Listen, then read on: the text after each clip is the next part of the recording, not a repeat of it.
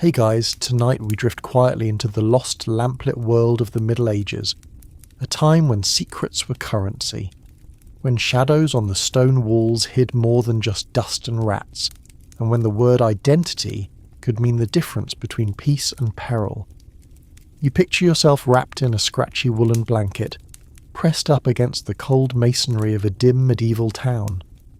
The streets are silent except for the echo of distant boots and the hush of voices tucked behind heavy doors. You're not just walking through history, you're breathing it in, spiced with wood smoke, fear and longing. The air feels thick, as if the past itself is holding its breath. But here's the twist. Tonight's journey doesn't take you to the courts of kings or the feasts of nobles. No, you're winding your way through the invisible margins, following the faint footprints of people whose stories were almost erased, those whose gender didn't fit the rigid expectations of their world.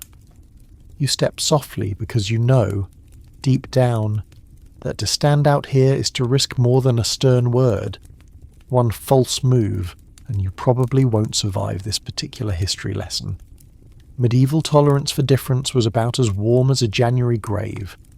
So before we go any further, if this quiet space makes you feel even a little less alone, you can like the video and subscribe, but only if it feels right to your heart. And hey, I'd love to know where you're listening from.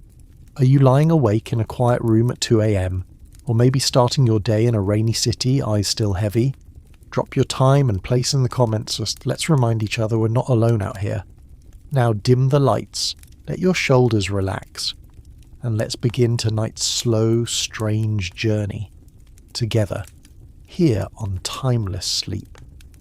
You trudge down an uneven alley, feet crunching gravel and refuse. Somewhere in the dark a cat yowls and you find yourself shrinking closer to the wall. Not because of the cat, but because this is a world where being seen can be dangerous.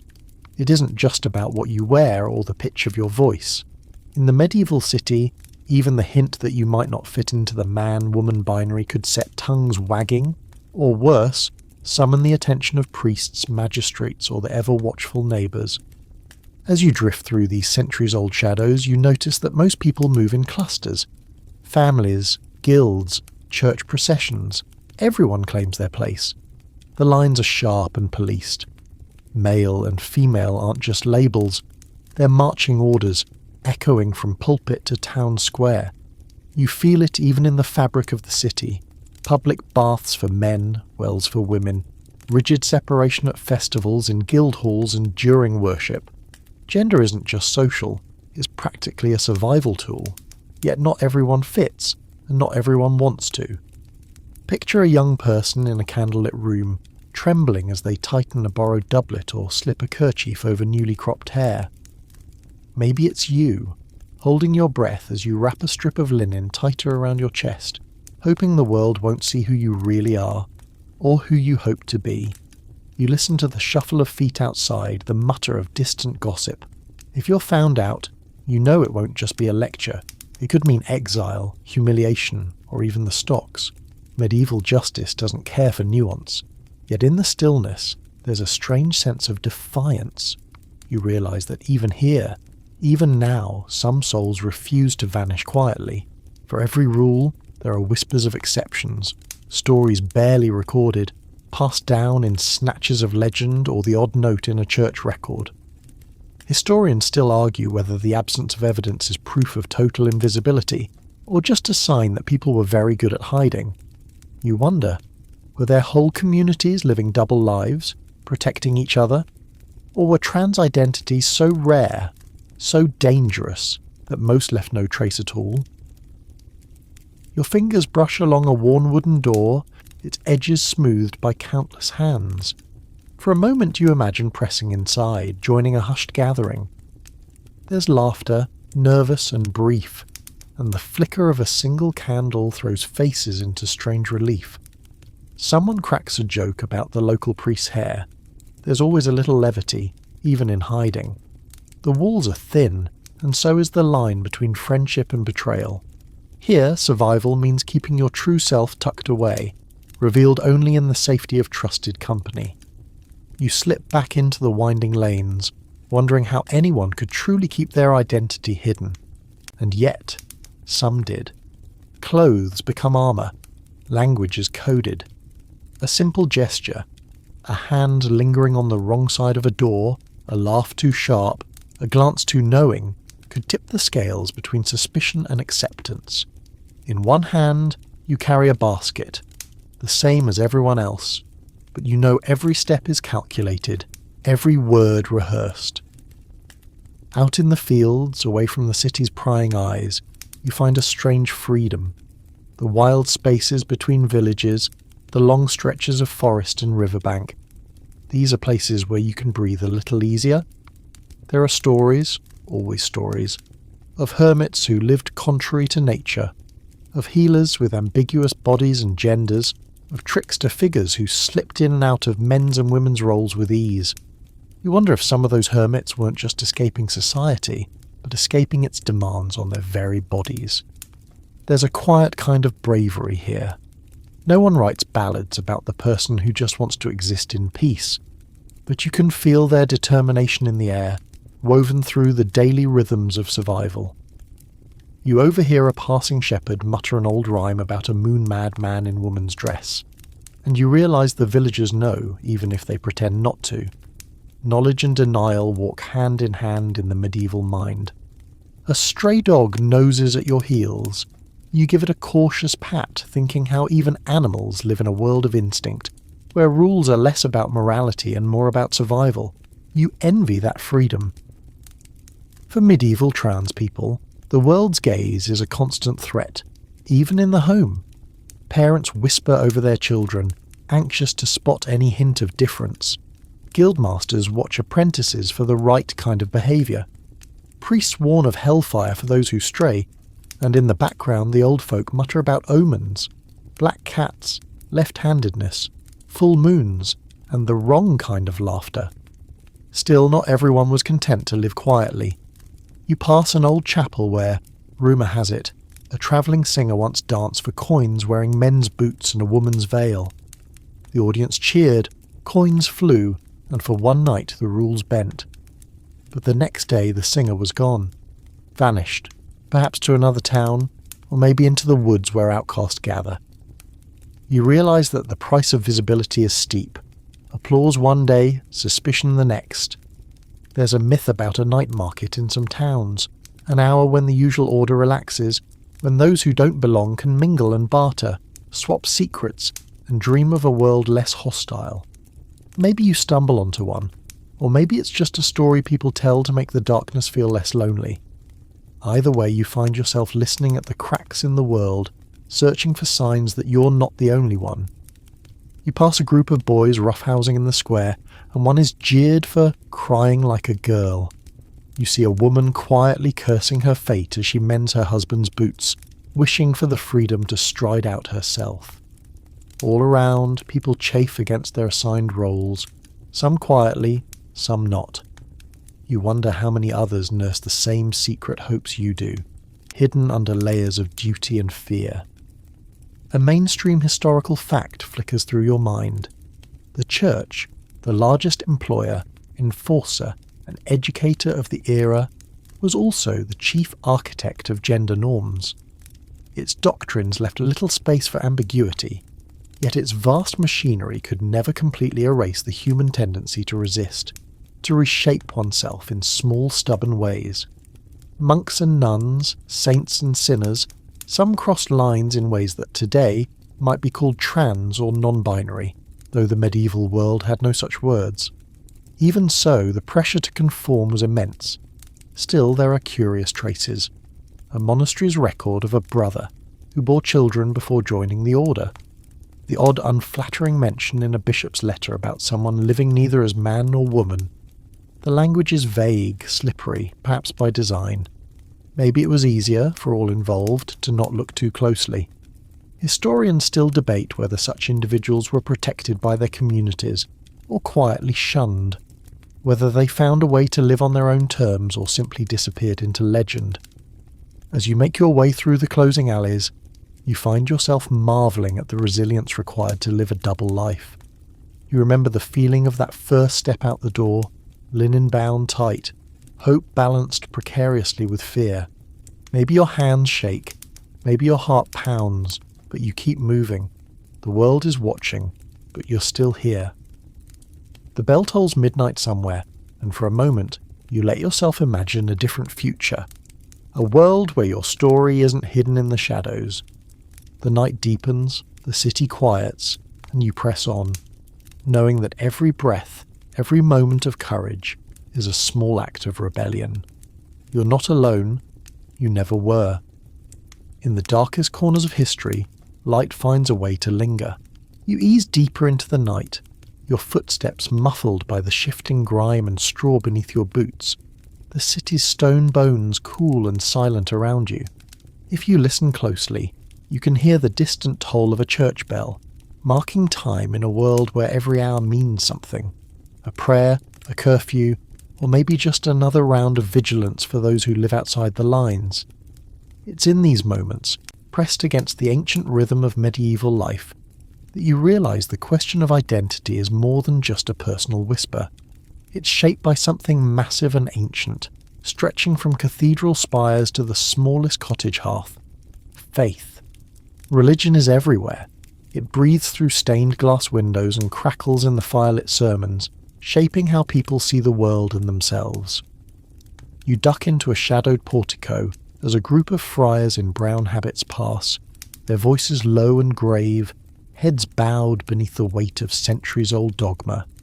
Every village, every town is watched over by some priest or abbot, and each of them holds an iron key to the accepted mysteries of life, who you're supposed to be, and what happens if you're not. Tonight, as you drift among the pillars and arches, you notice how faith saturates everything, including ideas about gender. You hear it in hymns, those sung lines about Adam and Eve, about right order, and the creation of man and woman, as if the universe itself is a series of neat numbered boxes. Even the art tells the story. In every illuminated manuscript, men and women are marked apart by their clothing, their hair, their gestures. Gender is seen as a sacred order, not just a physical reality, but a moral and cosmic one. And yet, as you watch a candle flicker in a small side chapel, you sense the cracks in this grand narrative. Religion doesn't just draw lines, it leaves gaps, unanswered riddles that trouble the sleep of even the most devout. There are saints whose stories don't fit the pattern, hermits whose genders were ambiguous, and the ever-present whispered fear of those who might cross the boundary between male and female. You realise that in the medieval world, gender diversity is not always named or celebrated, but it's certainly noticed, and often it's feared. You remember a time, not so long ago in the story, when philosophers and theologians argued over how many angels could dance on the head of a pin. Now, you wonder if any of them debated what it meant for a soul to inhabit the wrong kind of body. Historians still argue whether medieval thinkers genuinely believed in the possibility of misgendered souls, spirits who were born in the wrong flesh, or if such ideas were simply whispered heresies, passed among the desperate and the hopeful.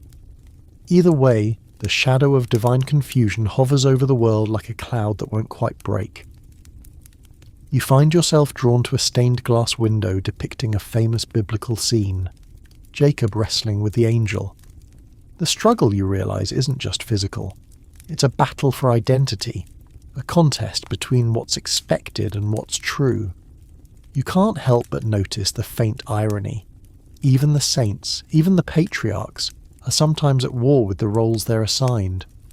Somewhere in the back of your mind, you wonder if the artist knew, if they slipped a bit of themselves into the glass, the restless spirit that doesn't quite fit. You drift through the city, past a line of pilgrims making their slow, shuffling way to a shrine.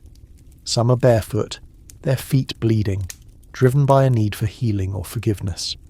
Others look lost, as if searching for an answer that the priest cannot give.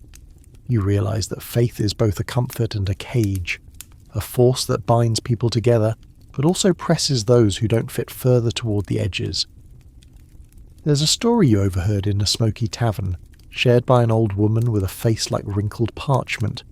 She talked about a saint who was born one thing and lived as another, passing through towns and monasteries, sometimes worshipped, sometimes reviled. No one remembers their name, of course. Official records are silent or vague, but the legend persists. The old woman winks and tells you, God made all sorts, even the ones he keeps secret. You wonder if she's speaking about herself, or maybe someone she loved. You notice how religion shapes even the smallest moments. At dawn, women gather at the well, sharing news and complaints, their voices rising and falling in ritual patterns. Men greet each other at the smithy, trading jokes and rumours with a wary sort of camaraderie. Children are baptised, men and women are married, and everyone is buried according to rites that sort the living and the dead into careful categories. But as the sun sets and the boundaries between day and night blur, so too do the boundaries between what is seen and what is hidden. In the flickering half-light you catch the eye of a merchant's apprentice. Their hair is short, their stance casual, their eyes darting with practised caution. You notice the way they adjust their tunic, a gesture that might mean nothing or everything. The language of the body is as complex as any liturgy, a silent negotiation with the world. You remember that for some, passing as the right gender is not about vanity but survival. A quirky bit of medieval lore floats up as you watch. Some believed that a soul's gender could be revealed by the way a body cast a shadow by moonlight. Those whose shadows fell oddly, or who walked too lightly or too heavily, were suspected of harbouring secret selves. It sounds absurd, but you understand why people would grasp for certainty in a world that felt so uncertain. Even now, you feel your own shadow stretching behind you, thin and flickering. You come across a festival, a riot of colour and noise in the city square. Jugglers toss flaming torches, dancers whirl in mismatched pairs, and everyone is dressed just a little wilder than usual. For one night the rules loosen. You see a boy in a borrowed gown, spinning until he collapses in laughter. No one seems to mind, but you know the spell will break with the morning. By dawn, everyone will go back to their assigned roles, and the memory of freedom will fade. Still, you tuck it away as proof. Even in the heart of medieval order, there is space for mischief, for reversal, for the sacred confusion of being alive. You pass a churchyard where a priest is lecturing a group of children, his voice stern but oddly sympathetic. He warns them against unnatural acts, but you catch the hesitation in his tone, the subtle acknowledgement that not all questions have easy answers. Maybe he too has seen things that don't fit the stories he's supposed to tell. Mainstream historical fact. The medieval church had enormous power over daily life, and its teachings on gender were both strict and far-reaching. Canon law drew clear lines, but the lived reality was messier. There were cases of people living as monks or nuns in the wrong gender, some of whom were even revered after death. Still, most who deviated from the norm faced suspicion, punishment, or erasure. The fear of divine retribution and the very real threat of social exclusion hung over every choice. You stumble into a small chapel dedicated to a little-known saint. The air is thick with incense, the silence broken only by the creak of pews and the soft murmur of prayers. On the altar lies a relic, a bone, a piece of cloth, something said to have belonged to the saint. Local legend whispers that this saint was neither man nor woman, but something in between. People come here not just to ask for miracles, but to seek understanding, to find a blessing for the parts of themselves they cannot name. Historians still debate whether stories like this are evidence of medieval acceptance, or just wishful thinking projected backward by modern minds. Did people come to these shrines because they saw themselves reflected in the saint, or was it simply another way to explain away what frightened them? The records are ambiguous, and so is memory. You linger at the edge of a torch-lit procession, watching as men and women carry statues and banners through the streets. The crowd is thick, but you spot a handful of figures who seem just a little out of step, their costumes borrowed or altered, their movements too deliberate. You wonder what prayers they're whispering, and whether anyone else notices the careful balance of hope and fear in their eyes. Later you find yourself at the edge of town, the fields rolling away beneath a rising moon. The air is cool, the stars bright, and for a moment the weight of the city lifts. You breathe easier, your heart steady. Here, in the open, the rules feel less suffocating. You remember the stories of ancient gods who changed shape and sex, of miracle workers who defied description, of prophets who walked between worlds. Religion, you realize, is a double-edged sword. It can wound, but it can also heal. You kneel in the grass, fingers brushing the dew, and whisper a silent prayer, not to be changed, but simply to be seen. Somewhere a nightingale sings, and you allow yourself to imagine a kinder world, one where difference is sacred and mystery is not a sin. The world around you grows quieter as you wind away from the city's holy places, slipping into the tangled lanes where the rules of religion begin to blur, replaced by something older and more practical, the language of everyday survival. Here, in the glow of 1,000 hearthfires, you find that the question of gender is woven right into the warp and weft of medieval life. People may pray one way at church, but at home they read the world through subtler cues. What you wear, how you walk, how you carry yourself in the marketplace or the fields. You duck beneath a sagging arch, brushing past a line of laundry strung from window to window, and pause to watch a group of women gossiping as they mend torn tunics by torchlight. Their hands are swift and sure, their words as sharp as their needles. You can feel the weight of expectation here. Every girl is taught to stitch, every boy to shape iron or chop wood. The smallest deviation can be a warning sign. A boy with nimble fingers and a taste for bright colours, a girl whose hands blister not on a spindle but on a sword hilt. The boundaries are everywhere, yet you notice how clothing, humble, everyday garments, becomes the battleground for identity.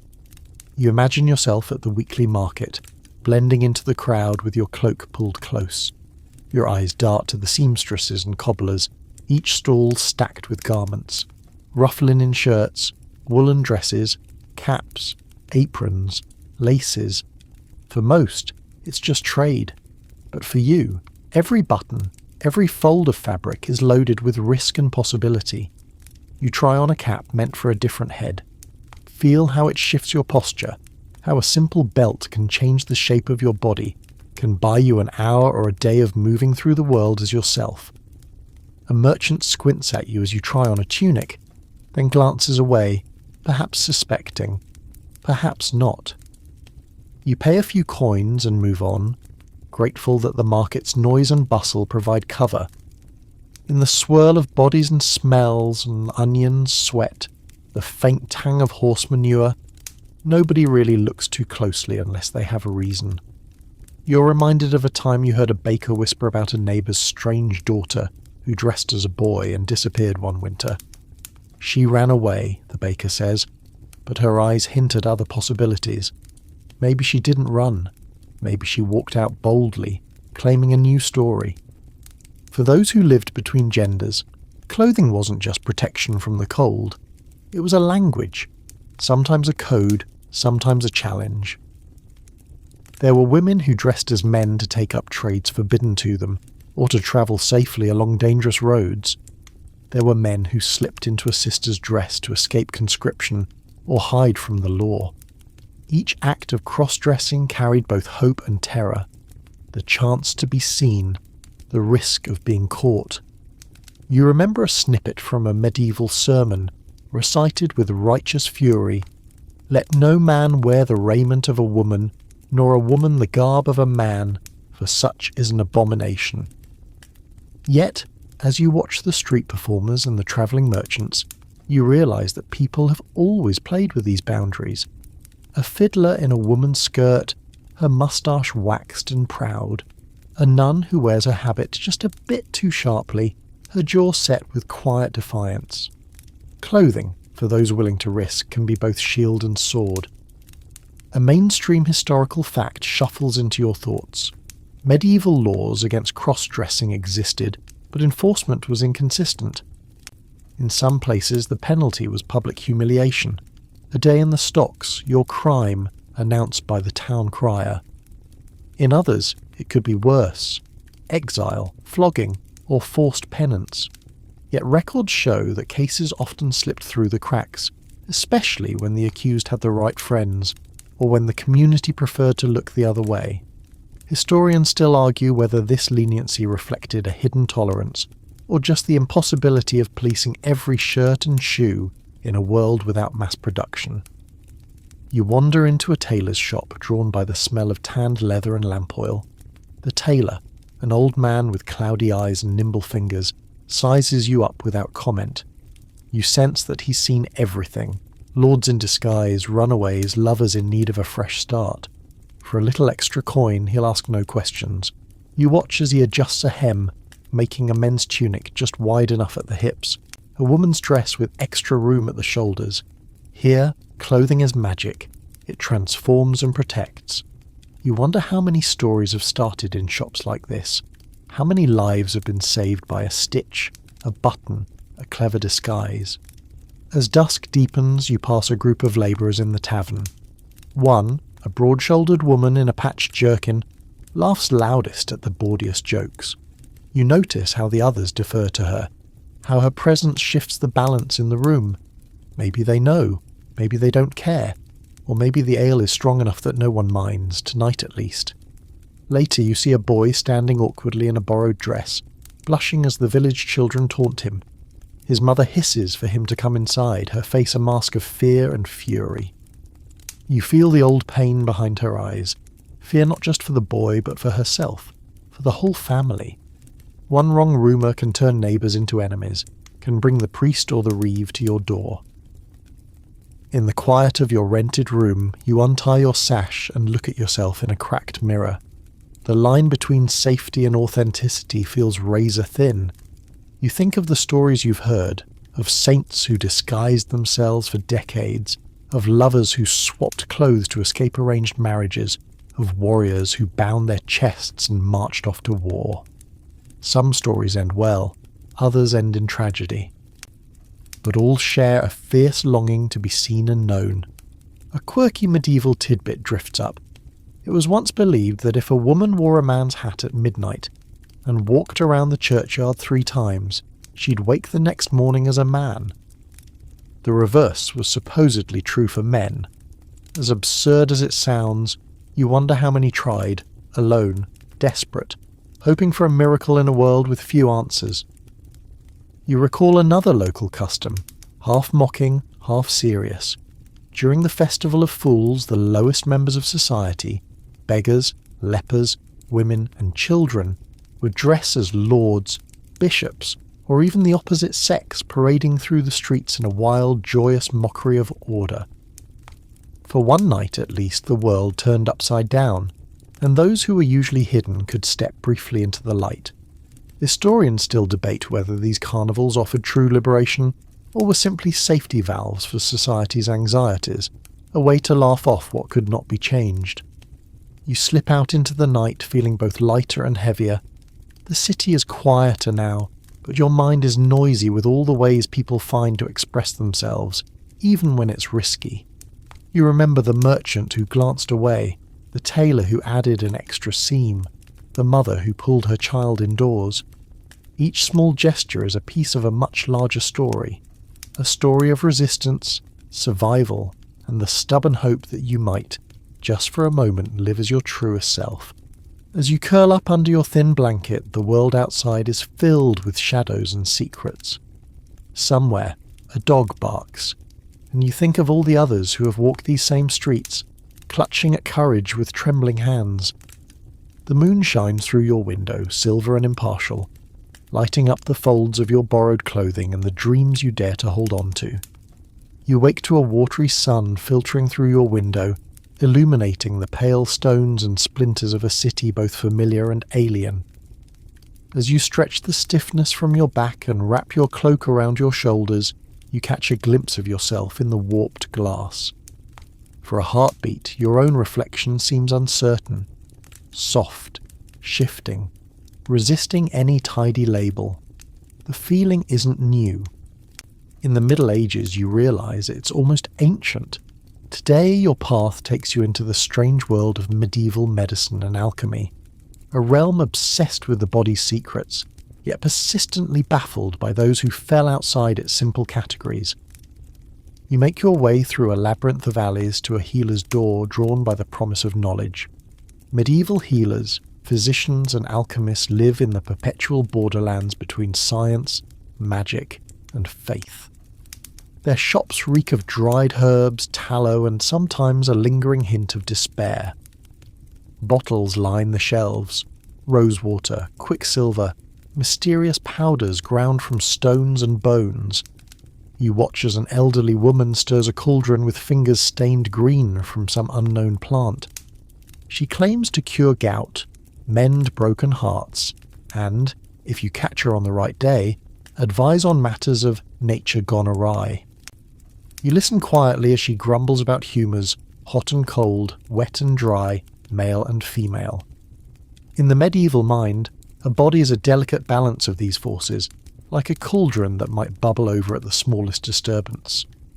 But sometimes, she admits with a wink, folk are born with their humours tangled. It's as close as anyone dares come to explaining bodies that defy neat definition. The healer, for all her superstition, is a keen observer. You see her glance at a neighbour's broad shoulders and quick hands, at another's soft jaw and lilting voice. She knows more than she says. Occasionally she's asked for remedies that might bring out manly strength, or soften a voice. You realise that despite the age's rigid norms, people have always sought ways to shape themselves, sometimes out of necessity, sometimes out of longing. You overhear a conversation about a merchant's child born with ambiguous parts. The village whispers. Some say it's a curse. Others wonder if the family offended a local saint. The parents visit the healer in secret, hoping for a potion, a prayer, or just a comforting word. Historians still argue whether these stories reveal communities seeking compassion, or simply another layer of shame and secrecy. In the healer's house, at least, there is no open mockery, only the weary recognition that the world is more complicated than most are willing to admit. As you wander deeper into the world of medieval medicine, you notice the sharp divide between what's spoken in public and whispered in private. University-trained physicians, almost all men, almost all fiercely traditional, write treatises in Latin about male and female anatomy. To them the body is a puzzle box. Open it, and you'll find answers. Except, of course, when you don't. Some bodies stubbornly refuse to fit their diagrams. An unruly beard here, a surprisingly deep voice there, or a person whose body confounds every available chart. You hear about monstrous births in old chronicles, children with traits of both sexes, presented to bishops and kings as living omens, proof that the universe is not as orderly as the priests would have you believe. A mainstream historical fact. Medieval scholars recognized the existence of what they called hermaphrodites, people with both male and female characteristics. The word is rooted in myth, drawn from the Greek figure Hermaphroditus, and in medieval times it was both a scientific and a moral conundrum. Some physicians thought such people should simply choose a side. Others insisted that a judge or a priest must decide which category they belonged to, as if gender were merely a legal stamp. The very existence of these individuals was both a curiosity and a threat to the comfortable binaries of medieval thought. Yet you find that not all healers are so rigid. In the less regulated corners of the countryside, you hear of wise women who quietly counsel those born contrary. Some recommend diets, strange poultices, or a change of scenery, advice that sounds suspiciously modern. Others simply offer a listening ear.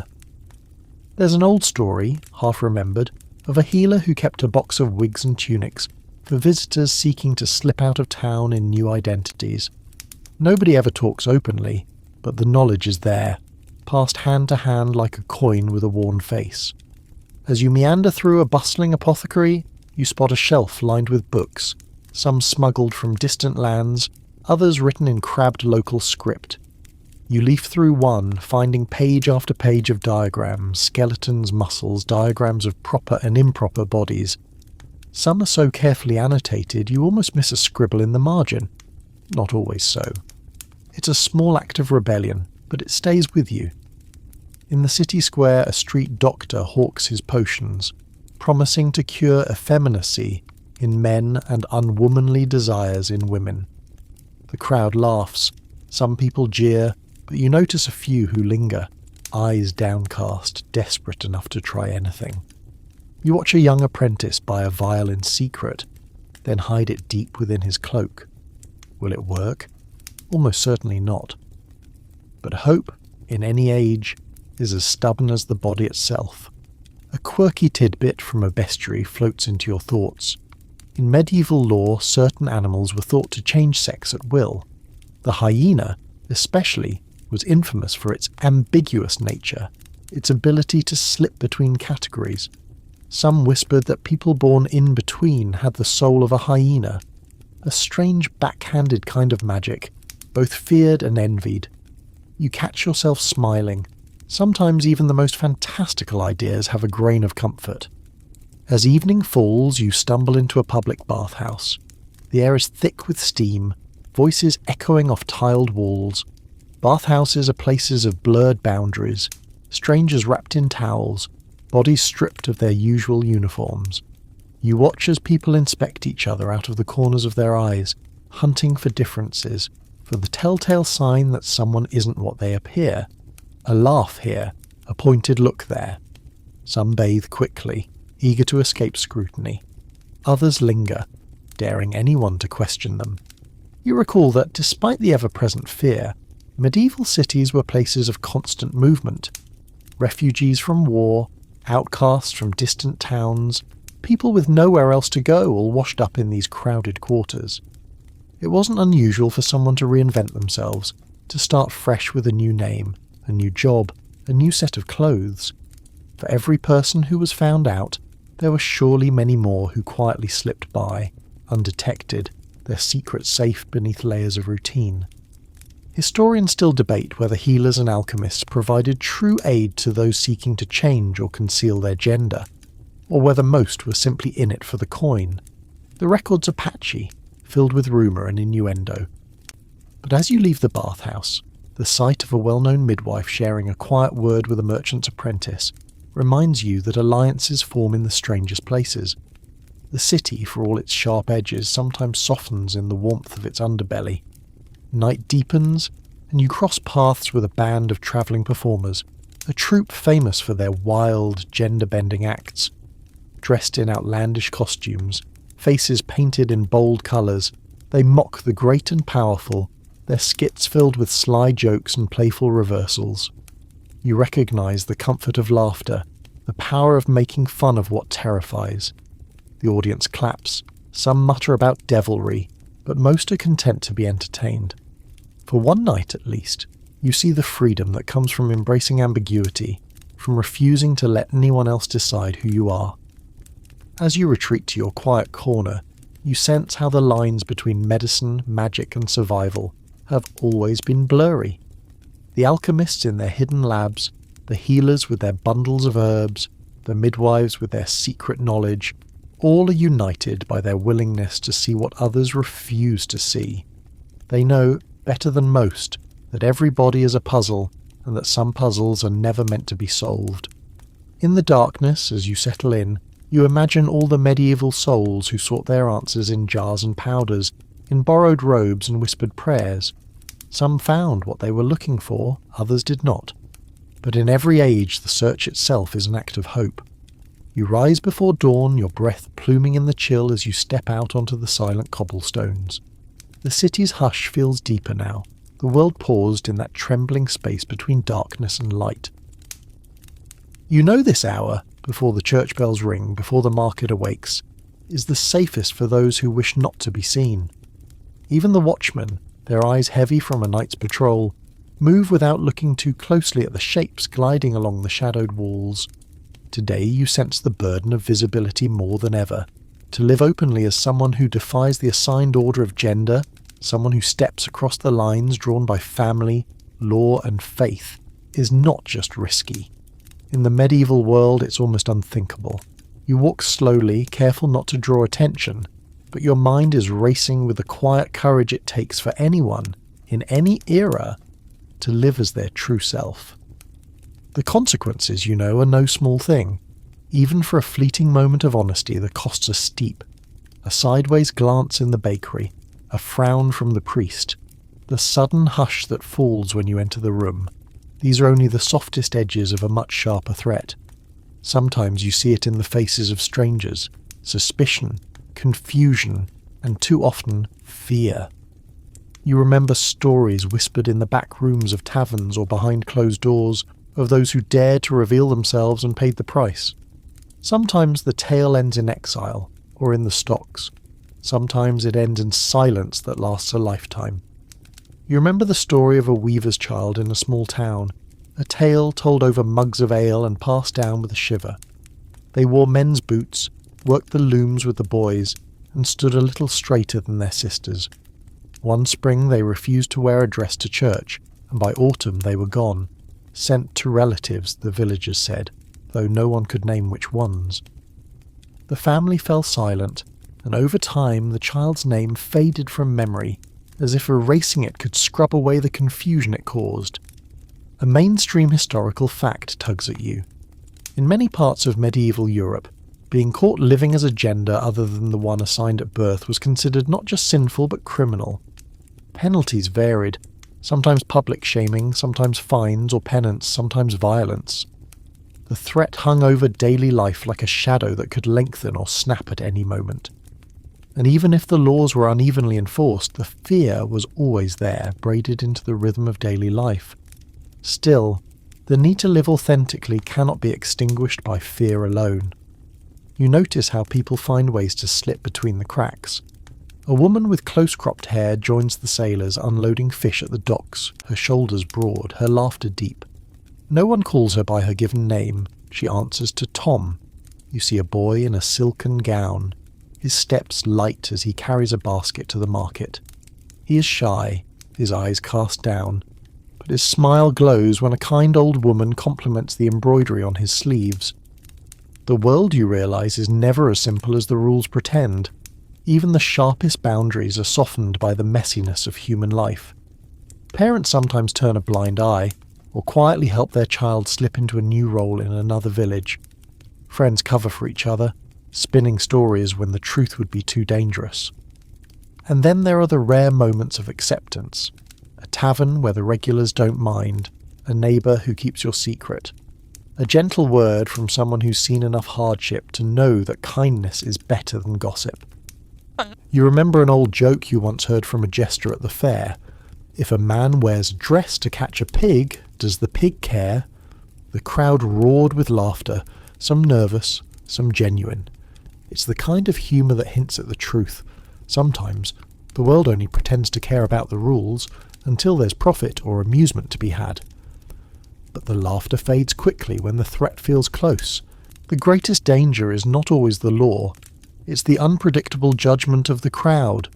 The way rumour can become a weapon sharper than any blade. You overhear the story of a travelling minstrel, beloved for their songs, who was chased from town when a jealous rival revealed their secret. The crowd turned, their adoration dissolving into fear and anger. You think of how easy it is for admiration to curdle into hatred, for the tide of public feeling to turn on a single word. Sometimes, though, the law itself comes down like a hammer. You recall a tale from the records. A young person found living contrary to nature, brought before the village council. The trial was short and cruel, the punishment swift. You wonder what went through their mind as they stood in the square, the faces of their neighbours twisted with disgust or pity or even, perhaps, envy. Did anyone look away? Did anyone try to help? Historians still debate whether medieval communities were universally hostile or if, sometimes, people found ways to coexist. There are letters and records that hint at quiet acceptance. Villagers who tolerated their neighbours' odd ways so long as no scandal erupted, or townsfolk who simply chose not to see what was right in front of them. Was it compassion, or just a weary desire to avoid trouble? No one can say for sure. The silence in the records leaves space for hope and for doubt. As you move through the market, you notice how fear breeds carefulness. People watch what they say, where they stand, who they trust. You see coded gestures, a nod, a pressed coin, a glance that lingers just a little too long. It's a dance as intricate as any at court. designed to protect those who cannot afford to be noticed. For some, it's a lonely existence, but for others, these quiet connections offer a lifeline. In a hidden corner of a tavern, you find a group of artisans whispering over mugs of weak ale. One, with nimble fingers stained by ink, sketches designs for a new guild sign. Another, hands calloused from brickwork, tells a story about a sister who became a brother after running away to sea. The group laughs, but the laughter is gentle, the mood almost wistful. You sense the bond that forms in these hidden gatherings, a community built on secrets and shared danger. As night falls, you slip into a church for shelter. The priest, tired and half asleep, barely glances at you. You watch as he locks away the silver, then kneels in the shadows to pray. You wonder what he would say if you told him your truth. Would he thunder about sin, or sigh with the burden of knowing the world is more complex than the sermons allow? Maybe he too keeps a secret or two behind his tired eyes.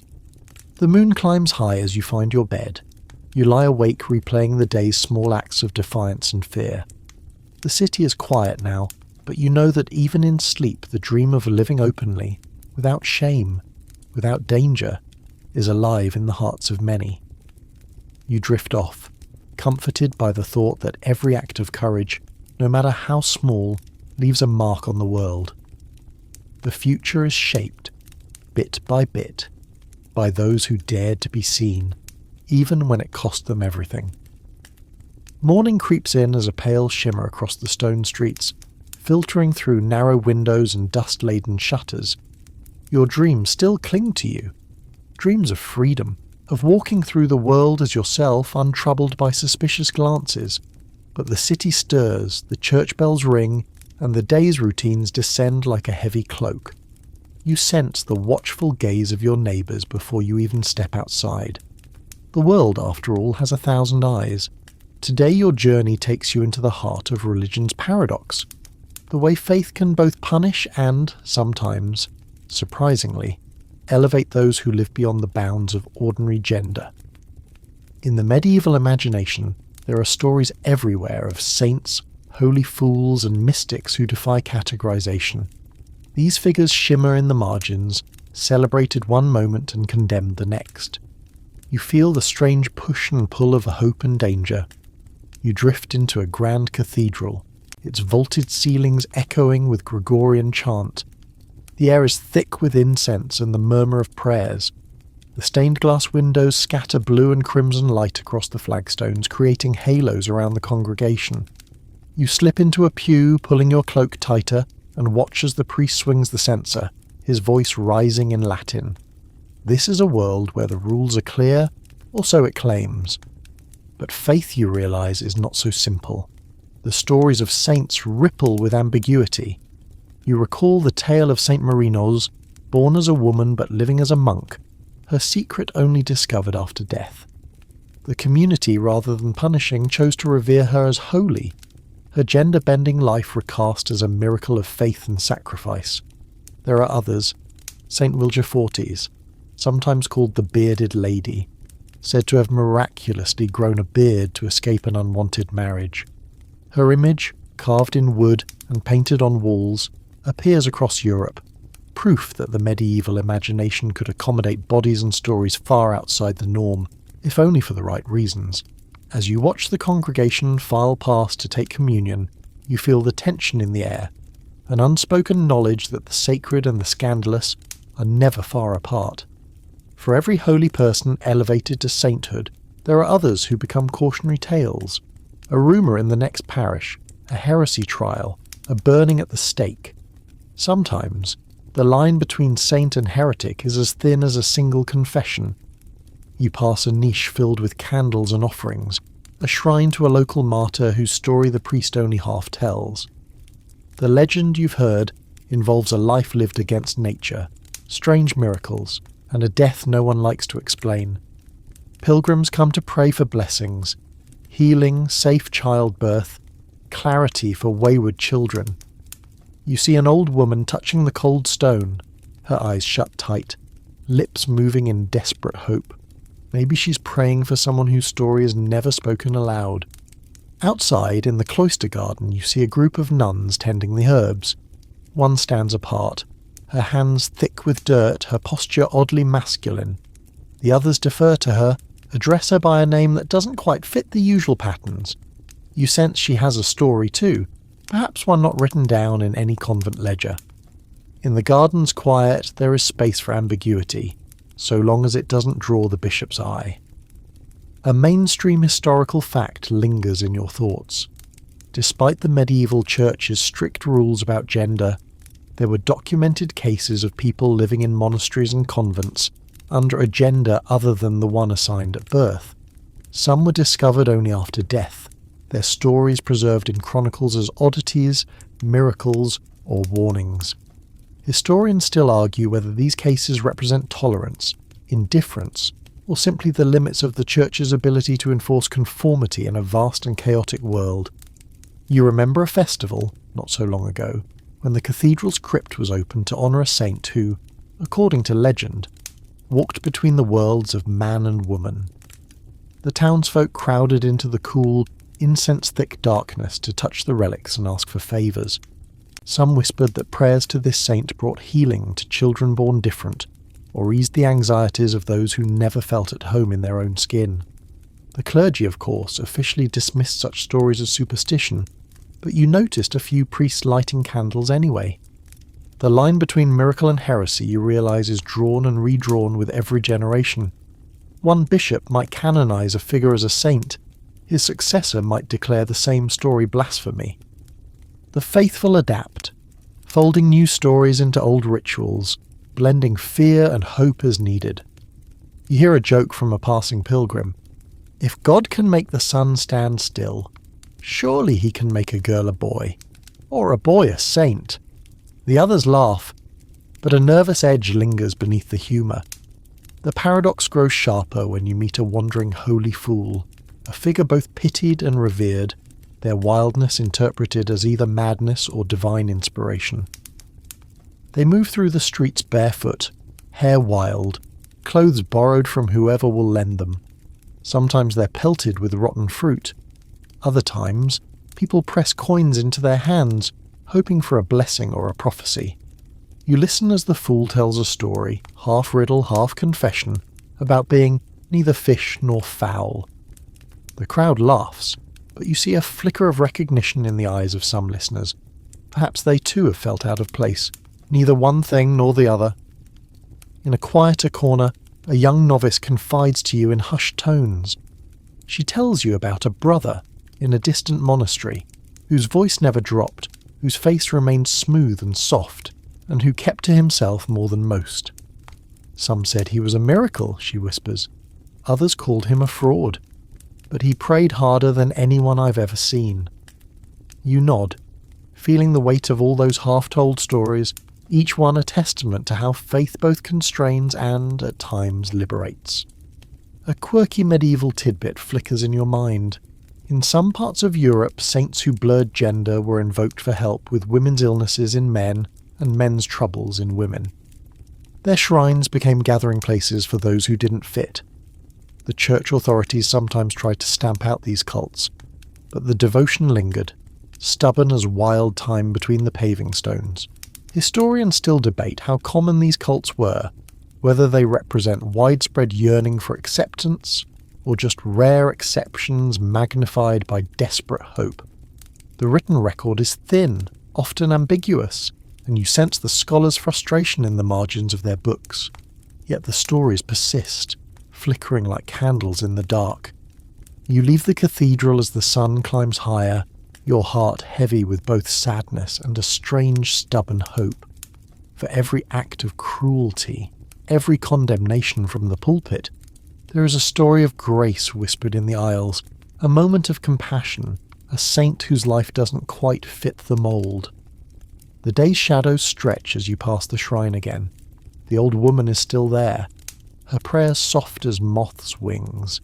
You feel for a moment the presence of all those who have walked this path before you, saints, heretics, fools, and ordinary people whose courage was never recorded.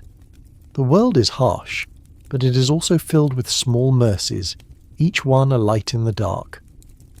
As night falls once more, you take comfort in the thought that somewhere, in some hidden corner, a candle is burning for you too.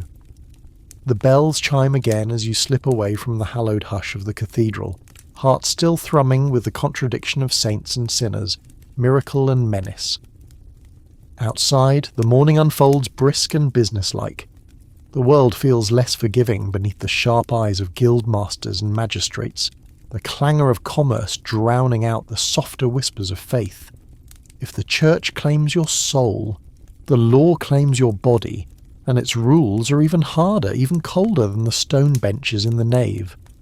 You make your way toward the city's beating civic heart, drawn into a labyrinth of legal scrolls and proclamations, market squares and pillories, rules etched in ink and blood.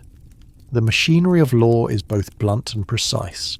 In the courts, every detail of life is dissected. Who you are, what you wear, how you work, who you love. You notice how people walk a little stiffer near the courthouses, how laughter dims when a constable passes. Everyone knows someone who's run afoul of the city fathers, over a debt, a feud, or too often unnatural behaviour. You find yourself reading an edict nailed to the town hall. Let none present themselves contrary to their station or their sex, on pain of penance, exile, or more severe remedy as judged by the court. The language is severe, its authority absolute. These proclamations, issued by city fathers or royal chancellors, carry the threat of swift punishment. Yet even in their severity, you sense a certain desperation, as if the law itself is fighting an endless, losing battle against the wildness of human nature. Today, you're not just a quiet observer. You feel the gaze of the law on your skin, the weight of every button, every fold of fabric, every slip of the tongue. To live outside the law's binary is to live on a knife's edge. A friend's joke about your mannish stride, a neighbour's odd glance at your cut hair, a stranger's suspicion when your name doesn't match your voice. All these are dangers. The law is not always enforced, but its shadow never leaves you. A mainstream historical fact presses in. Across medieval Europe, sumptuary laws and civic codes regulated gender presentation with remarkable detail. Some cities demanded that men wear short hair, breeches and belts. Women must have long skirts and head coverings. Cross-dressing, if discovered, was punishable by public humiliation, fines, or even expulsion from the community. The rules were intended to maintain order, to keep people in their place, yet, as you see with your own eyes, they also became weapons for petty vendettas and personal grudges. You pass a woman dragged before the alderman, accused of living as a man to work in her deceased husband's trade. The officials question her for hours, demanding explanations for every callus, every patch on her doublet. She stands with her back straight, voice steady, but you sense the exhaustion in her bones. When she finally breaks down and weeps, the crowd murmurs, some with sympathy, others with cold satisfaction. In the end, she's banished, not for crime, but for the crime of refusing to vanish into the role they wrote for her. Not all the stories end so publicly. Sometimes the law is quieter, more insidious. A young apprentice dismissed from his post after a discrepancy in the baths. A merchant's daughter denied her inheritance when a jealous cousin whispers that she's not what she seems. A widow fined for unseemly dress after showing up at the Guildhall in trousers to claim her late husband's tools. Each story is another thread in the tapestry of fear that binds the community together, one rumour at a time. Still, there are cracks in the edifice. Historians still argue whether these legal codes were enforced strictly, or whether the endless paperwork mostly served as a bluff. In many towns, the records show far more accusations than convictions. Sometimes the accused are quietly let off, if their family is powerful or if the town simply can't spare a good worker. Other times, the law is harshest on the friendless, the poor, or the unlucky. You realise that, like all power, the law is unevenly wielded, bent by the will of those who write and interpret it. You slip into a notary's office, curious about the world of contracts and loopholes.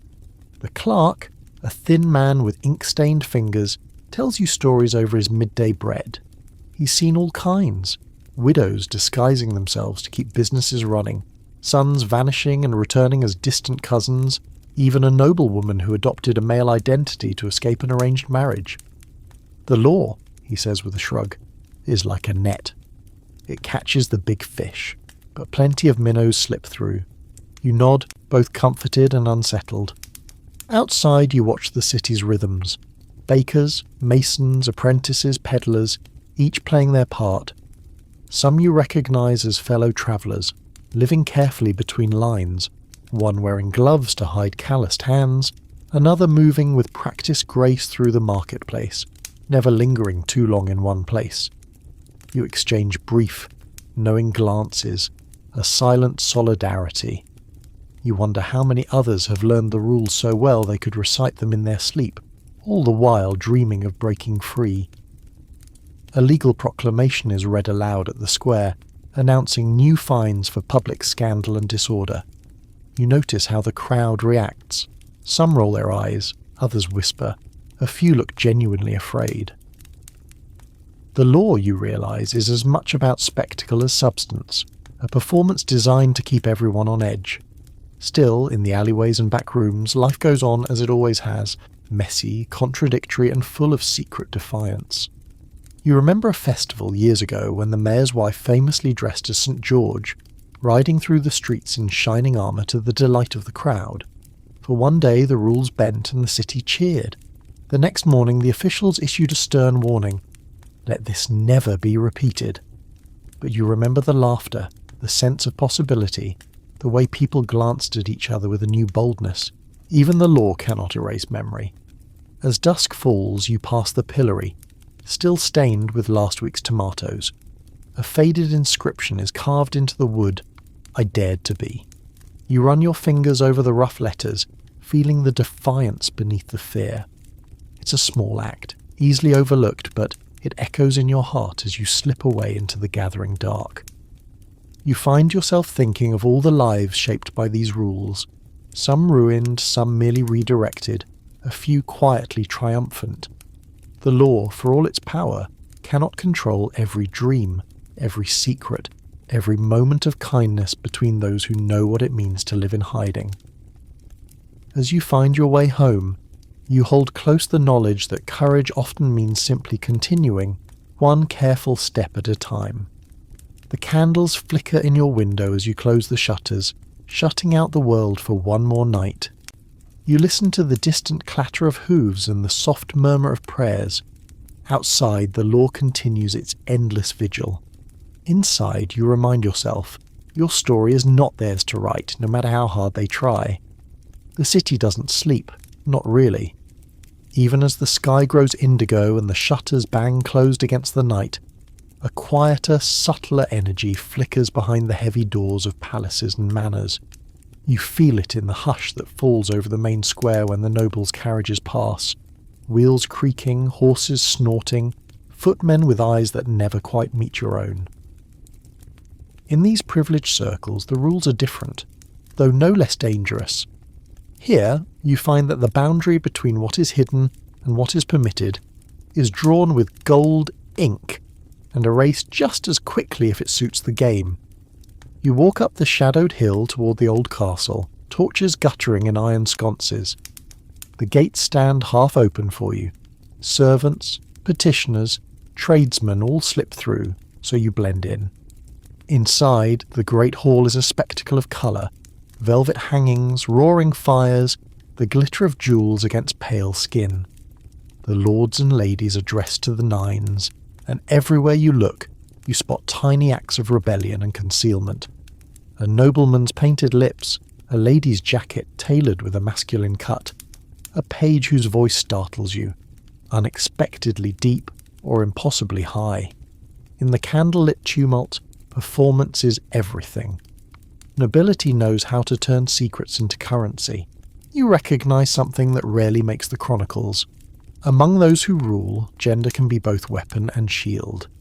A young countess, famed for her beauty, wears her brother's ring on a chain around her neck, and often escapes to the stables in the breeches and boots. No one dares call her out. Her family is too powerful, her dowry too large. In the private gardens, a duke's favourite is whispered to have started life in the kitchens, and now dines beside him in pearls and brocade. The court gossips swirl, but no one risks offending the duke. His favour is worth more than 1,000 rumours. You notice how everything here is calculated.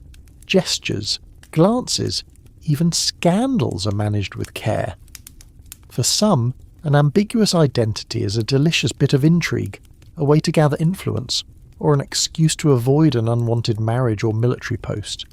You overhear 2 pages snickering behind a tapestry about Madame Pierre, a courtier who wears men's doublets and holds her own in a sword fight. The joke is sharp, but you hear admiration too. After all, she's the fastest rider in the hunt, and the king's laughter is her shield. A mainstream historical fact rises in your mind. Throughout medieval and early modern courts, there are scattered references to individuals who defied gender conventions, sometimes as jesters, sometimes as favourites, sometimes even as lovers or advisors. Their presence was tolerated, even celebrated, so long as they served a purpose or posed no threat to the order of things. But the ground is never stable. Today's fashion can become tomorrow's scandal. Historians still argue whether these stories point to genuine acceptance or merely a calculated turning of the head. In the court of Burgundy, you recall, there are records of men appearing at banquets in women's dress for amusement, and women joining the hunt in men's riding clothes. Was it true subversion, or just another mask, a fleeting performance permitted by wealth and power? Some scholars believe there was more freedom here than elsewhere. Others argue that the privilege to bend the rules belonged only to the few at the very top.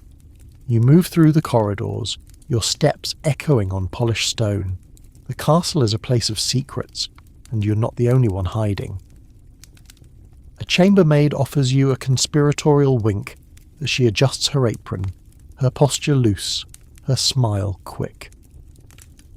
In a quiet alcove you find a scribe with delicate hands and a voice low as thunder, scratching out the day's accounts. He meets your gaze without flinching, and you sense he's seen more than his share of whispered confessions. You exchange a subtle nod, a tiny flicker of recognition between those who live just outside the lines. A quirky tidbit floats up as you pass through the kitchens. At court, disguise is sometimes a game. On festival nights, the young nobles trade costumes in a riot of laughter and confusion. One year, the king himself joined the joke, appearing at supper in his sister's gown and a wig of cascading curls. The hall roared with delight, and for a few hours gender became a plaything, a safe chaos bound by the assurance that, come sunrise, everyone would return to their roles. The staff, of course, grumbled as they swept up the mess, muttering that the great folks have the strangest ways. But not every performance is voluntary. You see it in the clenched jaw of a page whose body is growing in ways that betray their secret, in the servant who cuts her hair close and binds her chest beneath her livery. Some are shielded by a patron's affection or a family's silence, but you know that even here, a misstep could mean ruin. One careless word from a rival, one letter in the wrong hands, and the protection vanishes. You linger at the fringes of a masked ball, the air sweet with wine and possibility. Beneath the masks you sense the thrill of anonymity, a freedom that feels almost dangerous. People flirt more boldly, dance with whom they please, and for a few fleeting hours boundaries seem to dissolve. But as the candles burn down and the musicians begin their final song, you see the tension return. Masks are set aside, voices drop and secrets return to their hiding places. You hear a tale from a courtier, half boast, half warning, of a young noble sent abroad after being discovered, dressing and living otherwise than was seemly. The family called it education. The staff called it banishment. No one speaks of the noble now, though you see their old room kept ready just in case. You wonder how many others have vanished in this way, their stories scrubbed from the family ledger but not from memory. Still, there is something irresistible about the court's dance with danger. You see older courtiers teaching the younger ones how to speak in code, how to deflect suspicion, how to charm the king or queen without ever saying too much. The rules are never written, but everyone knows them. If you must hide, do it with grace. If you must break the law, make it look like a jest. If you must live as yourself, do so in the shadows, where only those who truly matter can see. A grand feast fills the hall, and you slip into the kitchens where servants gossip more freely than the nobles above. They trade stories of the lady in the red boots, always too bold, always with a new name, of the boy who cries at dawn and never eats with the other pages, of a cook's assistant who knows too much about herbs and is sent to fetch water after dark. The stories are sharp, sometimes cruel, but beneath them is a sense of camaraderie. The palace is a stage, and everyone is in costume, some more literally than others. Historians still debate the true nature of gender in the courts. Some point to letters and poetry filled with longing, ambiguity and coded affection. Others find little more than gossip and rumour, arguing that the courts were no more accepting than the streets, just better at covering up the mess. You know the truth is somewhere in between. Privilege grants a certain freedom, but it's always on loan. As you leave the castle, the moon high and clear above the rooftops, you pause to watch the shadows flicker in the windows. Laughter and music drift into the night, but you know that morning will come, and with it, the return of the watchful eyes. Still, you carry the memory of those fleeting moments, when the masks slipped, when the truth shimmered in candlelight, when the rules bent just enough to let in something softer, something real. You slip back down the hill, feet aching, but heart strangely lighter. In the city's labyrinth you know others are moving too, nobles and servants, outcasts and favourites, all playing their parts and daring, in their own small ways, to rewrite the script. In the end, you realise the story of gender in the medieval courts is not just one of hiding and fear, but of survival through subtlety, through wit, through alliances and half-truths. Here, in these glittering halls, history is written in ink and erased with gold, but lived always in the quiet, careful choices of those who know how to walk both the spotlight and the shadows. You slip out of the noble quarter just as the city clock tolls midnight, the castle's glow receding behind you. Your feet carry you down unfamiliar lanes, past the watchful eyes of night guards and the hush of private prayers. It's easy to believe for a moment that the rules soften under moonlight, that the masks worn at court could be left behind for a night. But as you draw closer to the old university, the shadows lengthen, and the confusion and curiosity of the medieval mind return with renewed vigour. Tonight, you enter the world of medieval medicine and scholarship, a patchwork of truth and legend, authority and guesswork, confidence and confusion. Here, learned men in pointed hats debate the nature of the sexes while herbalists and midwives ply their own quieter trade. You find yourself at a crossroads of knowledge, where bodies are studied, stories are invented, and nothing is ever quite as simple as it seems. A warm glow spills from the windows of a physician's study, books stacked in wild towers and scrolls littering every surface. You peer in, watching as the doctor pores over a treatise written in a careful, spidery Latin hand. He frowns, tapping a woodcut diagram, one figure labelled Homo, another Femina. Yet even here, ambiguity creeps in. A sketch of a body that doesn't fit either label, its features blurred, its purpose uncertain. You slip through the door, joining a group of students huddled in the cold, their breath clouding the air as they argue over Galen, Hippocrates and Aristotle. The female is a defective male, one quotes solemnly, earning a round of groans and laughter.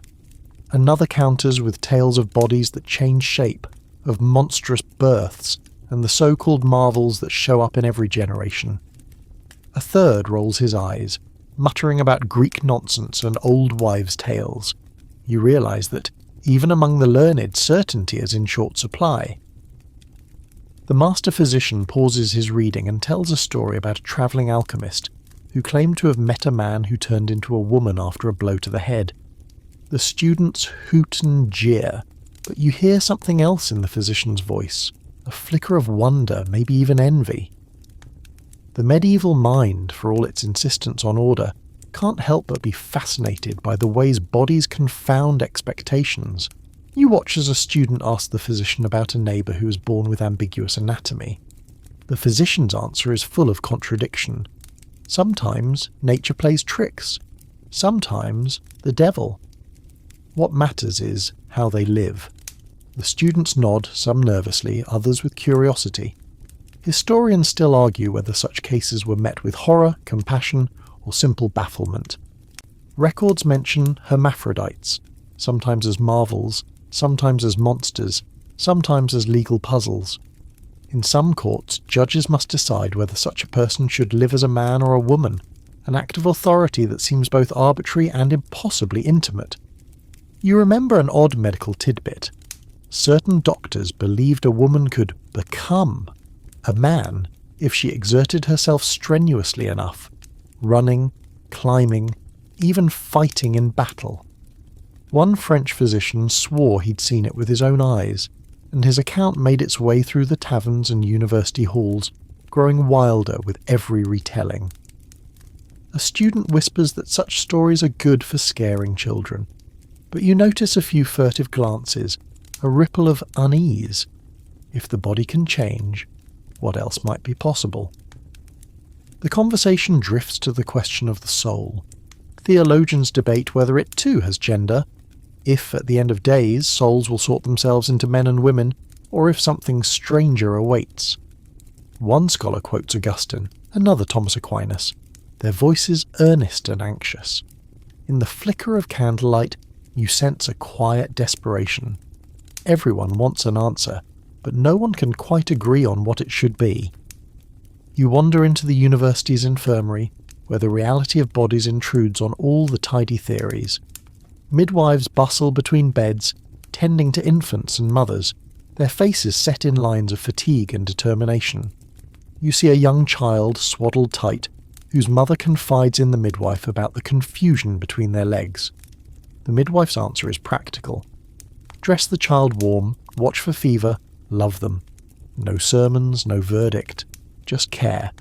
You sense the wisdom here, born not from books but from years of tending bodies that never quite fit the diagrams. A physician sidles over, voice lowered, and recounts a legal dispute in which a wealthy merchant demanded his child be declared a son, not a daughter, for inheritance reasons. The judge called in 3 doctors and 2 priests. They argued for days, measuring, weighing, inspecting, until at last the judge shrugged. Let the child be what brings least trouble to the city. The story draws a round of laughter from the students, but you catch the pain in the merchant's eyes. The law, the body, and the family are never fully aligned. You sit quietly in a corner as a group of students play a guessing game, debating whether the signs of gender are reliable. One brags he can always tell a woman by her voice, until a visiting singer from Venice proves him wrong with a deep, sonorous note.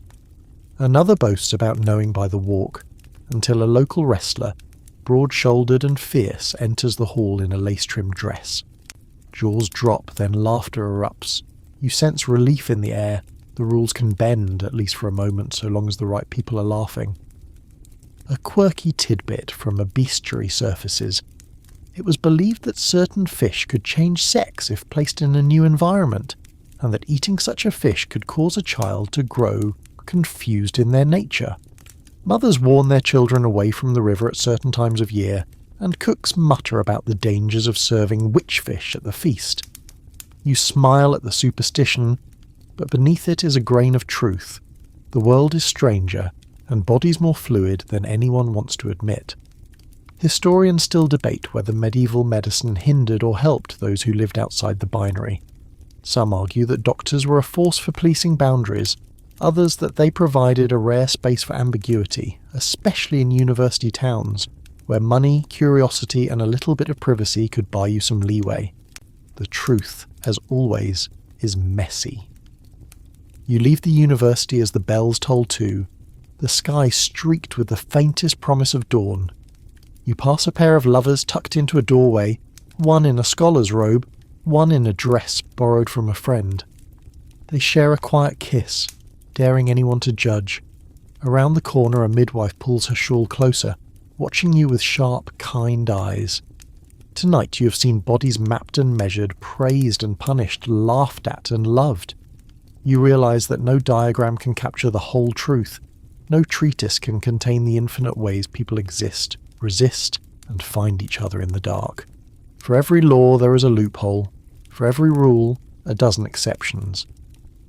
You tuck this knowledge close as you slip into the dawn, your heart full of questions and a stubborn, unbreakable hope.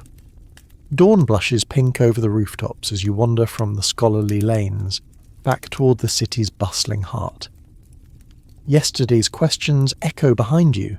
Questions about medicine, identity, and all the clever or desperate ways people have navigated bodies and rules. But today the world seems lighter for a moment. The market square is waking, vendors setting up their stalls, children chasing stray chickens, and the smells of baking bread and boiling cabbage mingling with the fresh morning air. In this noisy crossroads, stories thrive. Stories both true and fantastical, traded with the same gusto as onions and eels. You're drawn to the edges of the crowd where the entertainers gather. Jugglers, minstrels, and storytellers take their places, ready to spin wonders for a few coins.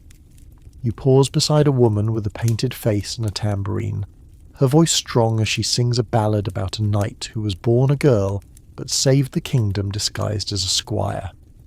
The audience laughs, cheers, and one old man mutters that he's heard a version where the squire marries a princess, another where he returns to live in the forest, neither man nor woman.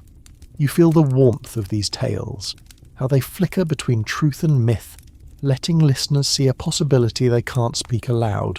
Folklore, you realise, is full of gender-bending characters and shapeshifters.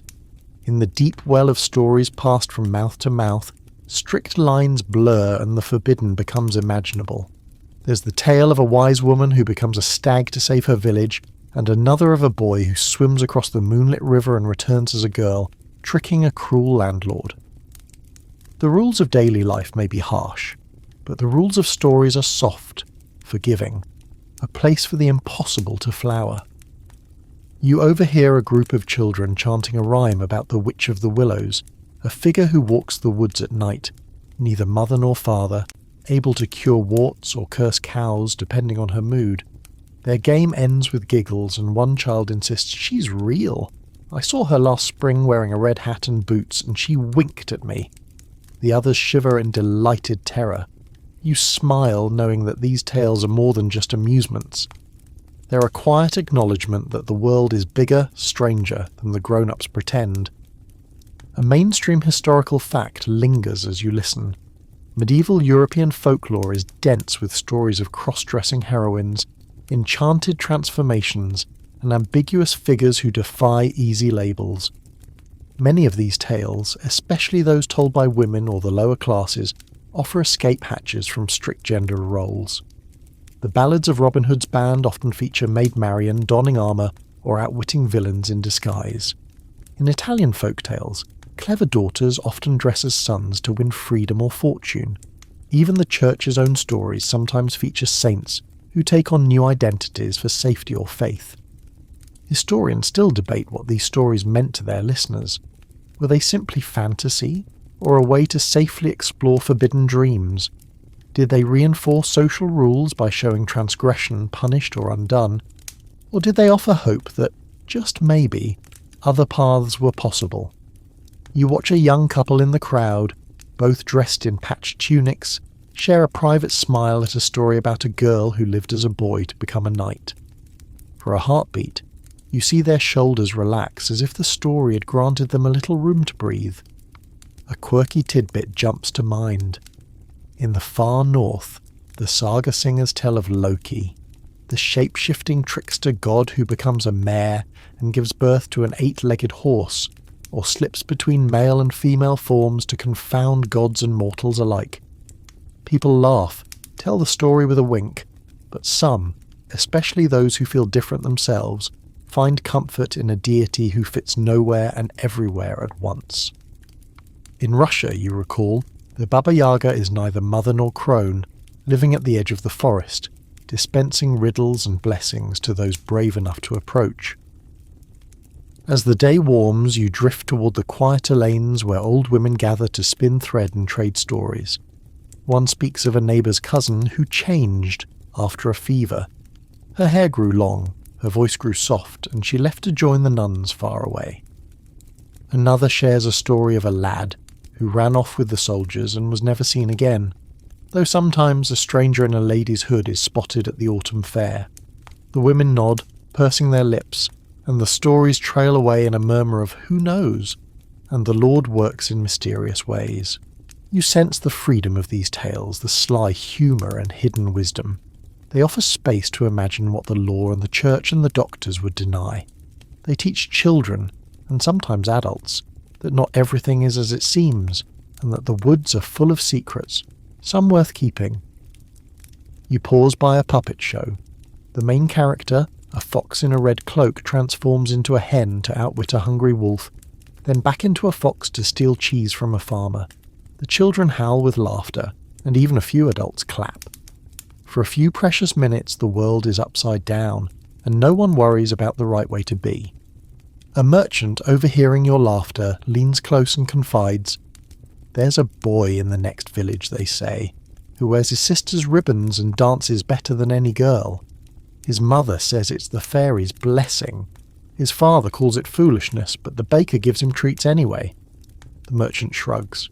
As long as he's happy, I suppose. As evening falls, a bonfire is lit in the square. The townsfolk gather, sharing songs and tales as dusk deepens. You notice how, as the firelight softens faces and blurs shadows, people seem to relax their hold on the world's rules. The old stories of boys who become girls, girls who become wolves, saints who wander between worlds, are not just entertainment. They are a kind of magic, a way to say, we see you, even if only for a moment. You tuck these stories close, understanding that they are more than mere diversions. They are lifelines for those who need to imagine a different world, tools for teaching the next generation that sometimes breaking the rules is how you survive. For every story that ends in transformation, another ends in homecoming. For every trickster who slips away, another stays to mend what was broken. Night deepens, and you slip away from the fire, your heart warmed by the echo of stories. You pass a stranger in the shadows, a woman with a sword on her hip, a boy in borrowed skirts, and you exchange a quiet nod, a recognition that runs deeper than words. The city settles, and for now the rules of the day are set aside, if only in the realm of dreams. You wake late, the sky outside your window already streaked with the smoke and gold of another city morning. The town is alive with rumour. Something has happened, some drama that has everyone whispering in the alleys and leaning in over market stalls. As you rub the sleep from your eyes and slip on your shoes, you feel the current of curiosity drawing you out into the bustle. You ask a neighbour, who tells you with a knowing look, there's been a court case, and it's all anyone can talk about. You make your way toward the centre of town where the great wooden doors of the city hall stand wide, the crowd pressing in for a glimpse of the strange proceedings. The story, pieced together from overheard fragments, is this. A person named Eleanor Rekener has been arrested. The charges are confusing, a tangle of cross-dressing, immoral acts, and living as other than she was born. Even the officials seem unsure of the right words. You find a perch near a window, peering in at the drama. At the front of the chamber stands Eleanor, dressed in a borrowed gown, her hair neat, her chin lifted. She faces the city officials with a poise that makes her seem twice her size. In the crowd you see faces full of judgment, fascination, and here and there something softer, curiosity, maybe even admiration. Eleanor's case is special, you soon realise, because it's been written down. Most stories like hers are lost, scattered on the wind or kept only in family whispers. But here, in the records of London in the year 1395, the details are unusually clear. You listen as a city scribe reads the charges. Eleanor was born as John, but lives and works as Eleanor, moving between the worlds of men and women with a grace that confounds her accusers. The court proceedings are strange, even by medieval standards. The officials demand to know, why do you dress as a woman? Why live this life? Eleanor's answers are careful, sometimes bold, sometimes evasive. She names the trade she's worked, embroiderer, servant, sex worker, the names she's used, the people she's known. For hours, the questions tumble over each other, searching for a simple explanation to a life that refuses simplicity. A mainstream historical fact emerges from this chaos. The case of Eleanor Rickener is one of the rare surviving records of a medieval trans woman. Her story preserved not as a celebration but as a curiosity, a problem to be solved. The officials, more concerned with the breach of social order than with her safety, ask whether she has deceived men, whether she has deceived women, whether she has broken any laws beyond the ones they can name. The record shows their confusion, the limits of their language and understanding. Historians still argue about Eleanor, who she was, what her life meant, and what the record can tell us. Some say she is evidence of a hidden community, a world of people living outside the lines. Others argue that she was an exception, someone whose life came to light only because she was caught. Still others focus on the tone of the records, the careful questions, the lack of outright violence, the way the officials seem baffled more than angry. Was this unusual? Was it luck? Or was there sometimes room for ambiguity, even in the harsh machinery of the law? You listen as Eleanor describes working in London and Oxford, living as a woman among women, passing as a man among men, navigating the city's secrets with an expert's touch. She tells how she found work as an embroiderer, one of the few trades open to women and prized for its delicacy and skill. You picture her bent over a piece of cloth, gold thread flashing in the candlelight, fingers nimble, eyes sharp. You imagine the tension of living every day as both seen and unseen, the fear that every knock on the door might bring the end. A quirky tidbit from the transcript makes the crowd whisper. Eleanor is asked whether she ever worked as a midwife, or delivered children, or blessed houses. She answers no to all, but you sense the officials' anxiety. What if there are more like her, living quietly in the city's underbelly, touching all the places where public and private, male and female, official and forbidden, blur together? For Eleanor, every answer is an act of survival. You watch her weigh each word, glancing at the judges, the scribes, the crowd. She knows, as you know, that the outcome of this trial is as unpredictable as the city's weather. You catch a moment of tired humour in her voice when she's asked why she chose to live as she does. Sometimes it is easier, sometimes not. The crowd laughs, a thin, uncertain sound, but the judge does not smile. In the end, the verdict is as ambiguous as the case itself. Eleanor is neither condemned nor fully acquitted. The record simply stops, her fate left open. Perhaps she was released, told to leave the city, perhaps punished quietly, perhaps allowed to fade back into the maze of London streets. The officials seem relieved to move on, eager to forget the day they met someone their laws couldn't contain. You step back from the window, the crowd already dispersing, gossip flying. Some are scandalised, some titillated. A few, those who move carefully in the world, seem almost hopeful. If Eleanor can stand in the heart of the city and speak her truth, maybe others can too, even if only in small ways. You leave the square as the bells ring for noon, the city shifting back into its usual rhythm. You feel the ripple Eleanor has left behind, an uncertainty in the air, a crack in the certainty of the law. The record, preserved in ink and parchment, will be read for centuries by scholars, activists, and those looking for proof that they are not alone. Historians still debate the meaning of Eleanor Rickener's life. Was she a pioneer, a victim, a survivor, a symbol? Perhaps she was all these things at once. The record refuses to say, leaving the door open for every future reader to find what they need. You spend the afternoon walking the city's back alleys, wondering how many others live hidden lives, how many carry secrets that would puzzle or scandalise the crowd. You see a tailor, her hands deft with needle and thread, and wonder who she dreams of being. You pass a fishmonger, broad and bluff, who wears a ring on a chain beneath his shirt. At the river, you watch a group of children leap and play, their laughter free of labels for now. As evening falls, you visit a quiet tavern, the kind where the fire burns low and the regulars nurse their drinks in silence. Here, the gossip about Eleanor's trial is less judgmental, more practical. "She's got guts, that one," a carter says. "Better head north. London's no place for someone who can't be invisible." Another nods. "She'll manage. City's always had room for the bold if they're careful." You catch the bartender's eye, and he gives you a small, knowing smile. In the safety of your small room, you light a candle and reflect on the day. Eleanor Reichner's story, rare as it is, feels like a gift, a glimpse into the lives usually lost to time. Her courage, her complexity, the simple fact of her survival, all remind you that even in the harshest times there are those who refuse to disappear. The city sleeps uneasily tonight. Somewhere Eleanor may be slipping down a moonlit lane, heart pounding, cloak pulled tight, searching for a place where she can breathe. You close your eyes and hope she finds it, and you promise yourself as you drift towards sleep that you'll remember her story. Carry it, share it, and hold it close for all those who still walk in shadows, waiting for a dawn of their own.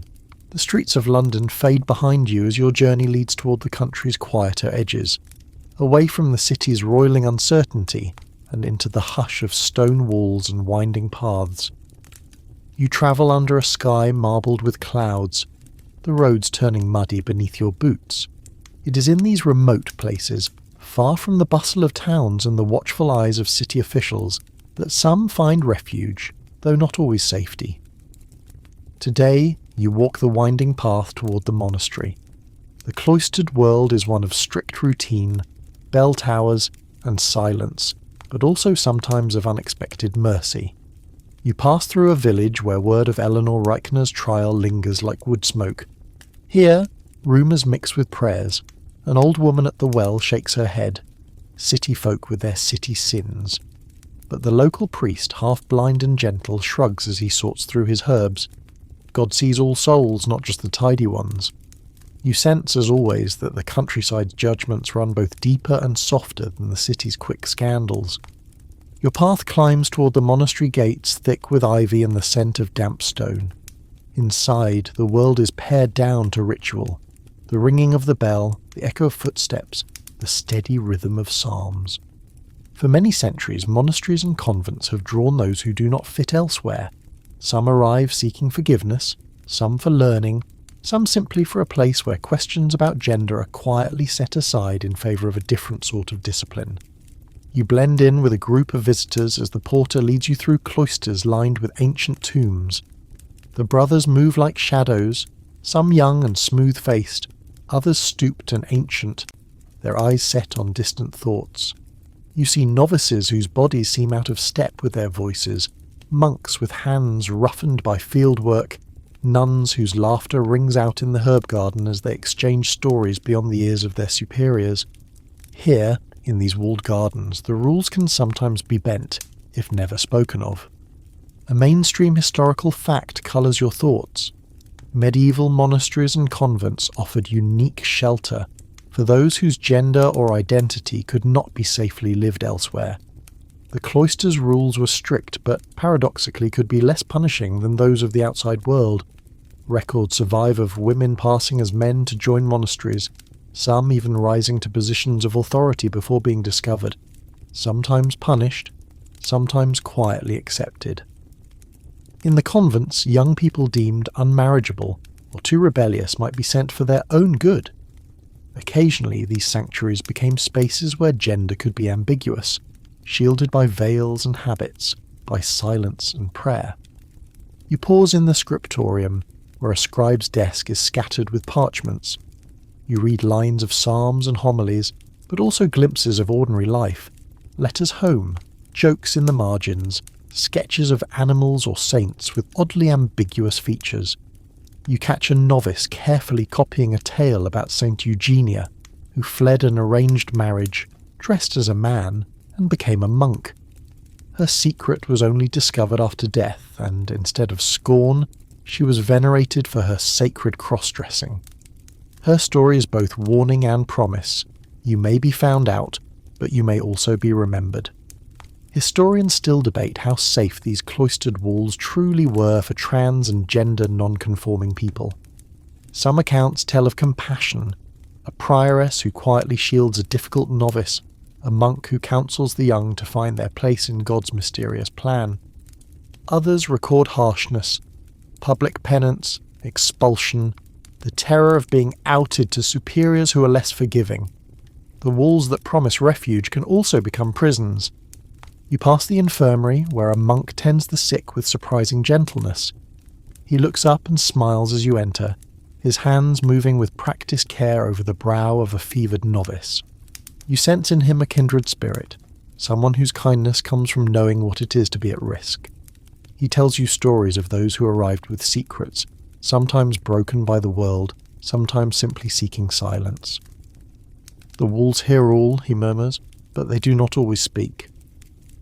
A quirky tidbit from monastic lore catches your ear as you rest in the cloister garden.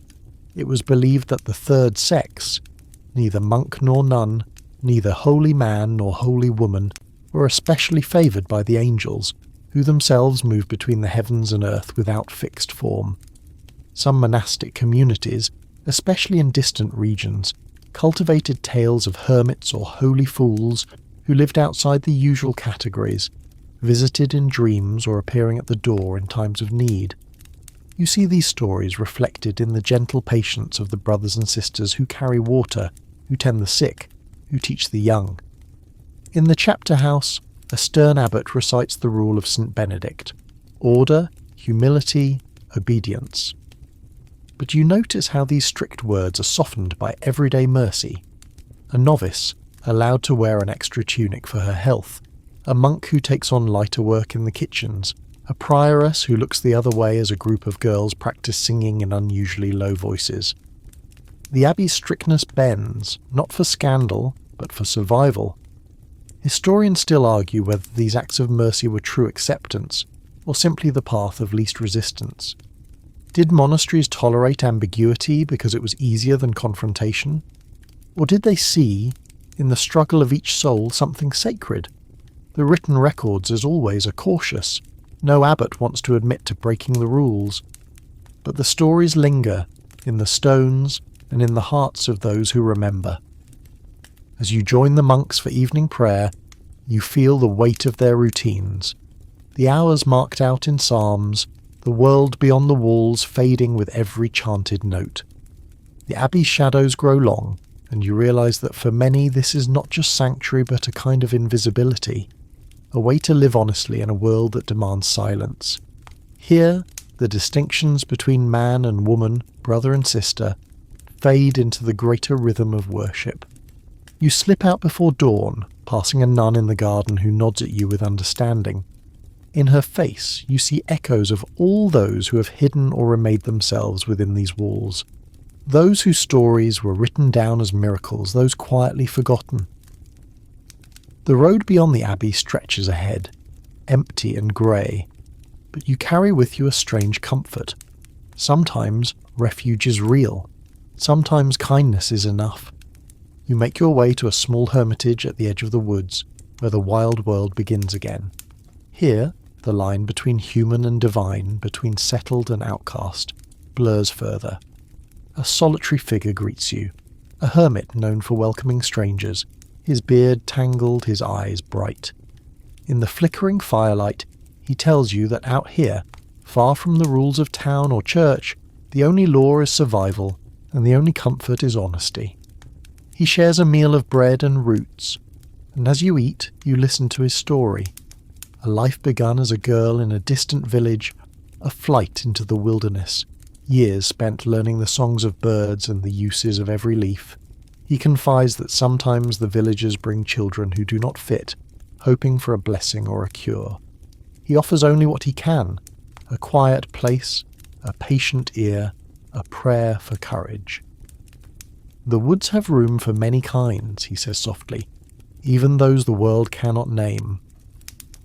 You lie awake beneath the stars, the fire dying to embers, reflecting on all the ways people seek refuge, in stone walls, in prayer, in the forgiving wild. The world is full of dangers, but also of small sanctuaries. Sometimes you realize the bravest thing is to seek safety, and the greatest gift is to offer it to others. Dawn breaks quietly in the countryside, mist rising from the fields as the hermit stirs the coals for tea. You thank him, slinging your bundle over your shoulder, and step back onto the narrow path that threads between hedgerows and tangled woods. As you walk, the road feels lighter, the threat of the city's punishments less immediate. Yet you know the journey for those like you, or like Eleanor, or the hermit, or the prioress who bent the rules, has never truly been safe. You follow the track toward the next town, and somewhere between the distant tolling of church bells and the morning's birdsong, you remember the rumours. There are secret gatherings, hidden rituals, places where people who live outside the rules of gender can meet, if only for an hour, to share their stories and breathe freely. You arrive at a crossroads where 3 lanes meet under a massive, twisted oak. A merchant on a donkey passes with a nod, but you linger, watching for a sign. There is a certain hush to these places, a feeling that the old ways still live here, ways even older than the church, older than the laws of kings. In some villages, people still tell stories about the midsummer fire or the new moon circle, where anyone, no matter their birth or dress, might take part in the dance. By midday, you found the edge of a market town, smaller and friendlier than London, but with its own secrets. You slip into an alehouse as the sun climbs, finding a seat near the back. The room is busy with laughter and the clink of mugs, but beneath the noise you catch the coded glances, the sly asides. Someone at the bar murmurs, "They're meeting tonight," and you know, without asking, what that means. You spend the afternoon wandering, purchasing a loaf of bread here, a sprig of rosemary there, always listening, never pushing too hard. Eventually you're told to follow the lane past the mill, to look for a lantern hung on the willow by the stream. You wait for twilight, nerves prickling, and then slip through the fields under the pale sweep of the rising moon. Near the stream, you find them, a small group gathered in a clearing, faces lit by the trembling glow of a single lantern. No one speaks at first. They watch as you approach, measuring your step, your posture, the look in your eyes. At last, someone nods, and you are welcomed into the circle. There's an unspoken understanding here, a recognition born from years of moving carefully through the world. Some wear men's boots, others women's cloaks, a few sport tunics patched from every kind of cloth. There is laughter, relief, and a wariness that never quite goes away. You sit beside a weaver who introduces himself as Martin when it suits, and a woman in a wide-brimmed hat who admits she goes by 3 names in 3 different towns. There's an older man whose hands are rough from fieldwork who confides, "Sometimes I'm your uncle, sometimes your aunt, depends on the harvest." A young apprentice pulls off his cap to reveal close-cropped hair and a grin. "First time," he whispers, eyes shining. You watch as the group shares bread and secrets, stories and advice. They talk about the tailor who can sew anything with a little extra, the priest who looks the other way, the midwife who keeps your confidence for a basket of eggs. Sometimes the talk is light, the laughter a bit too loud, every joke about a wrong hat or borrowed boots masking a memory of danger. Other times, the conversation dips into silence, each person lost in the memory of close calls and narrow escapes. A mainstream historical fact comes to mind. Though the written record is thin, there is growing evidence that trans and gender non-conforming people in medieval Europe found ways to build informal networks of support. These were rarely formal societies, no guild, no crest, no written charter, but rather webs of connection, built on whispered introductions, safe houses, and mutual aid. In some towns, these circles might include actors, healers, or outcasts of every stripe. In others, they grew out of family bonds, or the complicated ties of servants and masters, apprentices and old friends. A quirky tidbit drifts through the circle. In one distant village, people say the foxes and hares come to dance with those who change their shape. On certain nights, the boundary between animal and human, man and woman, becomes so thin that even the air shivers. "We're in good company then," Martin jokes, and the others nod, glancing up at the flickering stars. You see how these gatherings serve not just as a refuge, but as a place of learning and care. The older members teach the younger how to avoid suspicion, how to bind safely, how to walk just so, how to talk your way out of trouble with a wink or a story. They share news of sympathetic priests, kind-hearted healers, and dangerous informants. For a few precious hours, the isolation of daily life fades, replaced by a sense of belonging so rare and fragile it feels sacred. A woman with sharp eyes and a soft voice stands and lights a second lantern. She begins to sing, an old song in a language you don't know. The group joins in, voices weaving together, some high, some low, all trembling with something between grief and hope. You feel the weight of generations in that song, the sorrow of those who never found a circle, the joy of those who did, the defiance of everyone who ever slipped a secret past the world's gaze. As the song fades, you notice how the group carefully cleans up, hiding every trace. The lanterns are snuffed, the crumbs brushed away, the path covered with leaves. Everyone slips off in different directions, one to the mill, one to the vicarage, one to a cottage by the marsh. You linger a moment longer, feeling the hush settle back over the woods. Historians still argue whether gatherings like this were moments of genuine safety or only brief respites from a dangerous world. Some say they were islands of true freedom. Others caution that every meeting carried the risk of betrayal, a hidden listener, a careless word. You realise that, even so, people kept meeting, kept searching for each other, risking everything for the chance to be seen and understood. You make your way back to the village, slipping through back lanes and over fences, the night thick and comforting around you. You pass a baker rising before dawn, who nods at you with sleepy indifference, and a shepherd leading his flock out to the dewy pasture. For a moment you wonder if they too carry secrets, if they too know the loneliness and the relief of finding a place, however small, where they belong.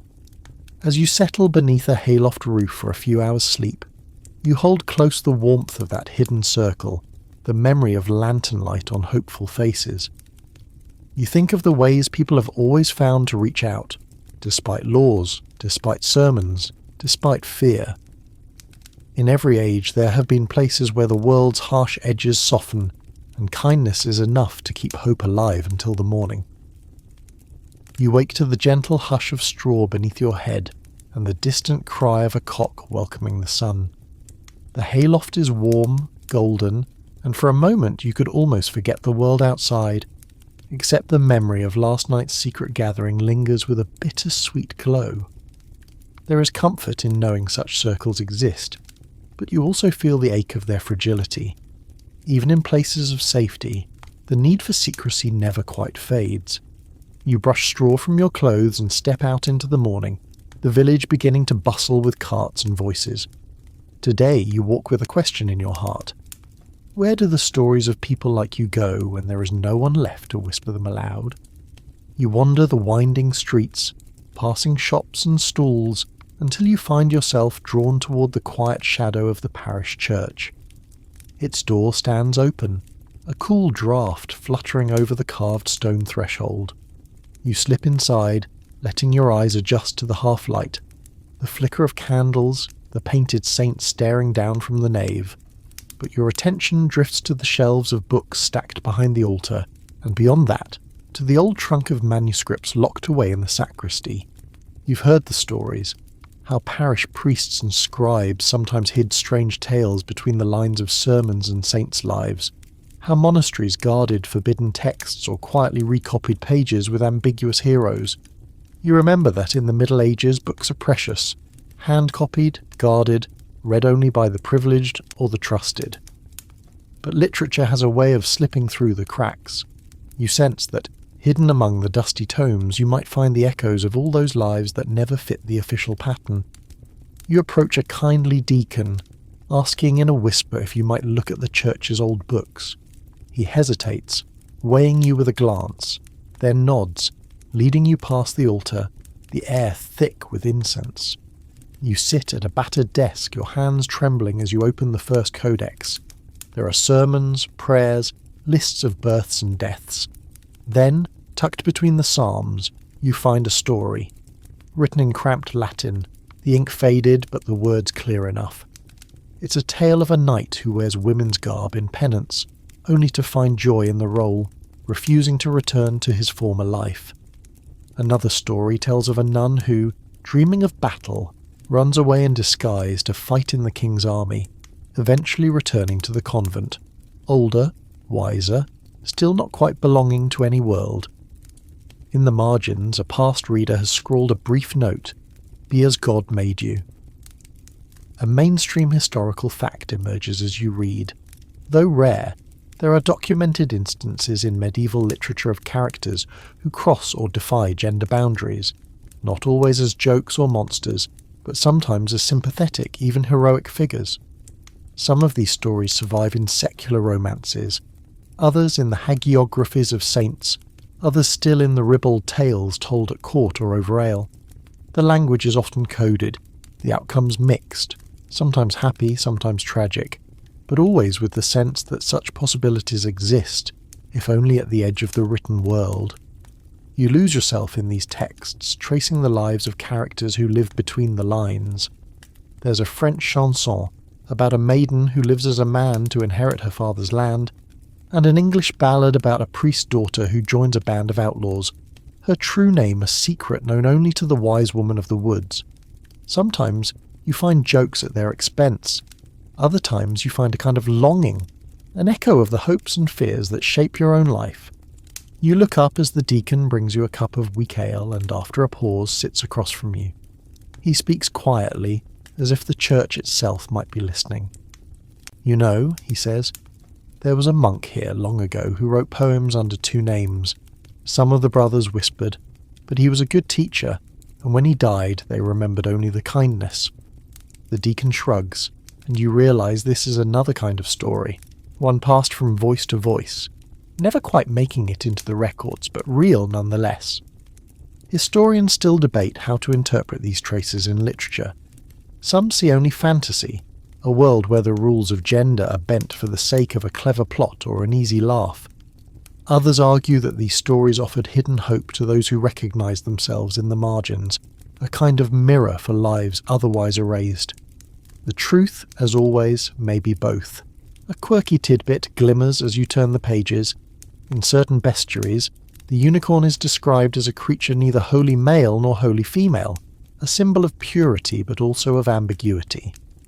In some illuminated manuscripts, the unicorn is depicted with a delicate mane and soft, ambiguous features, its image loved by both knights and maidens, a figure for everyone and no one.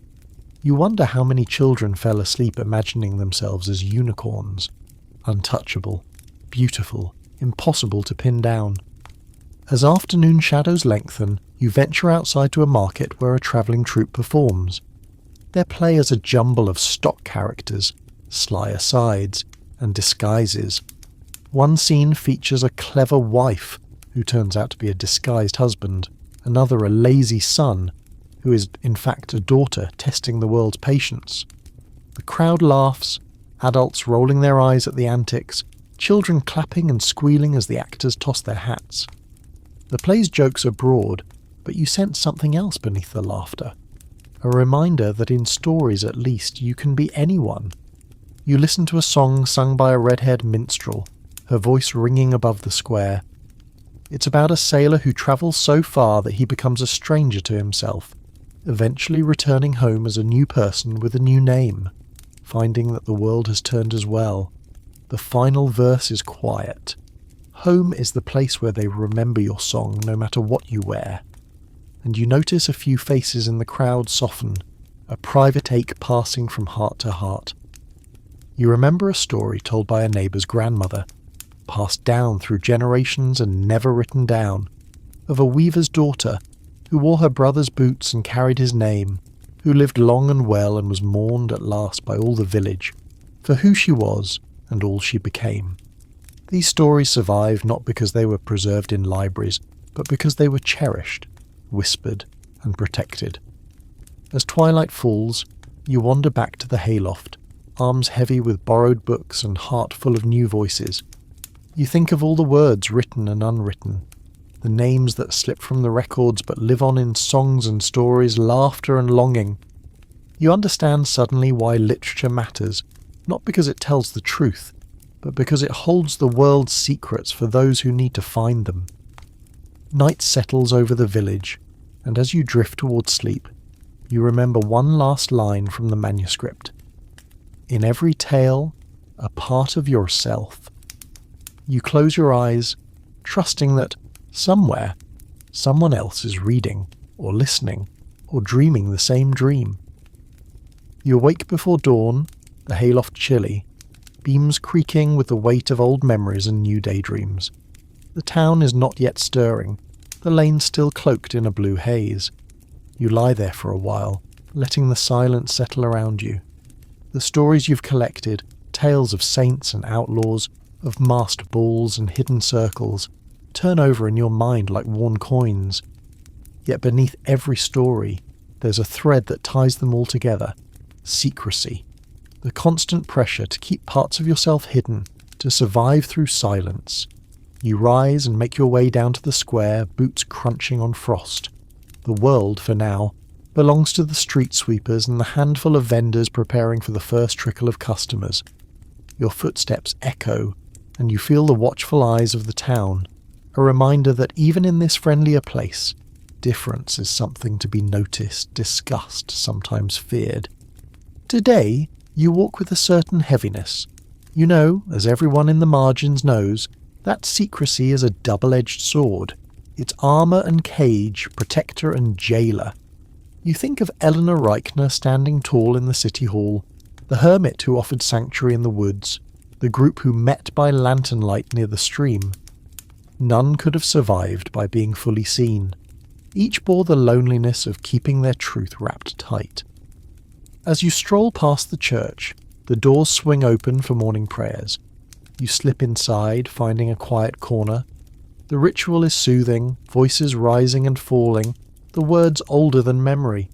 Yet your mind drifts, hearing instead the whispered conversations after the service. Who was seen where, who's not quite what they seem. The rumours are never far behind, the need for stories almost as great as the need for certainty. A mainstream historical fact hums in your thoughts. In medieval Europe, silence was often the only safe path for trans and gender non-conforming people. Laws, sermons, and custom all demanded conformity, and those who lived differently did so at immense risk. Some found a way to pass, a new village, a clever disguise, a well-timed story. Others vanished, their names left out of family trees, their lives compressed into rumours or warnings. Yet you also sense the tragedy that seeps from these silences. There are too many people whose stories were never told at all, who slipped quietly through life, neither hero nor villain, their courage unrecognised. You see this in the lines of an old woman's face as she brushes past you in the market, her eyes darting, her hands rough from years of work. Maybe she too carries secrets no one will ever hear. Historians still debate the cost of secrecy. Some insist that silence was a powerful shield, the only tool available to those who lived outside society's norms. Others argue that it came with a price, a loneliness that left scars, a fear that stunted lives, a history lost in the gaps between official records. The written evidence is thin, but in every story you can feel the tension, the ache of wanting to be known, the terror of being found out. You linger at the edge of the market, watching as the town wakes up. A boy sells apples with his mother, glancing nervously at the baker's apprentice. A woman in a patched cloak hurries past, her head down, careful not to meet anyone's gaze.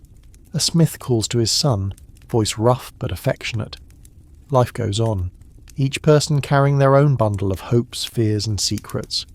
A quirky tidbit from village lore returns to you.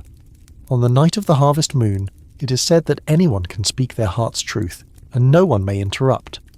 For one night at least, even the most careful souls are given a chance to be heard.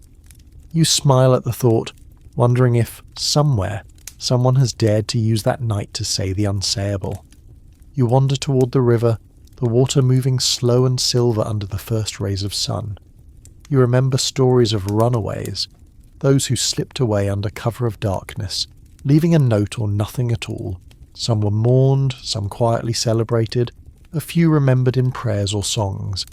There is a kind of survival in vanishing, but it leaves a hole, a sense of something unfinished. As you sit on the riverbank, you recall the rules learned from others. Keep your head down. Speak only what you must. Never trust a stranger with your truth. For every gathering in the woods, every coded story in the marketplace, there are months, years of silence. It is a silence heavy with longing, with regret, but also with strength. Survival in the medieval world means knowing when to speak and when to disappear. You rise, moving along the river's edge, thinking of all the ways people have used silence to survive. A prioress writes only what is required in the abbey's records, omitting a novice's real name. A midwife soothes a family's fear by promising to keep their secret. A tailor quietly sews extra cloth into a tunic, asking no questions. These small acts of complicity, of compassion, are the invisible bonds that let people exist, even thrive beneath the radar of official disapproval. Historians still puzzle over these silences, what they mean, who they protected, and who they left alone.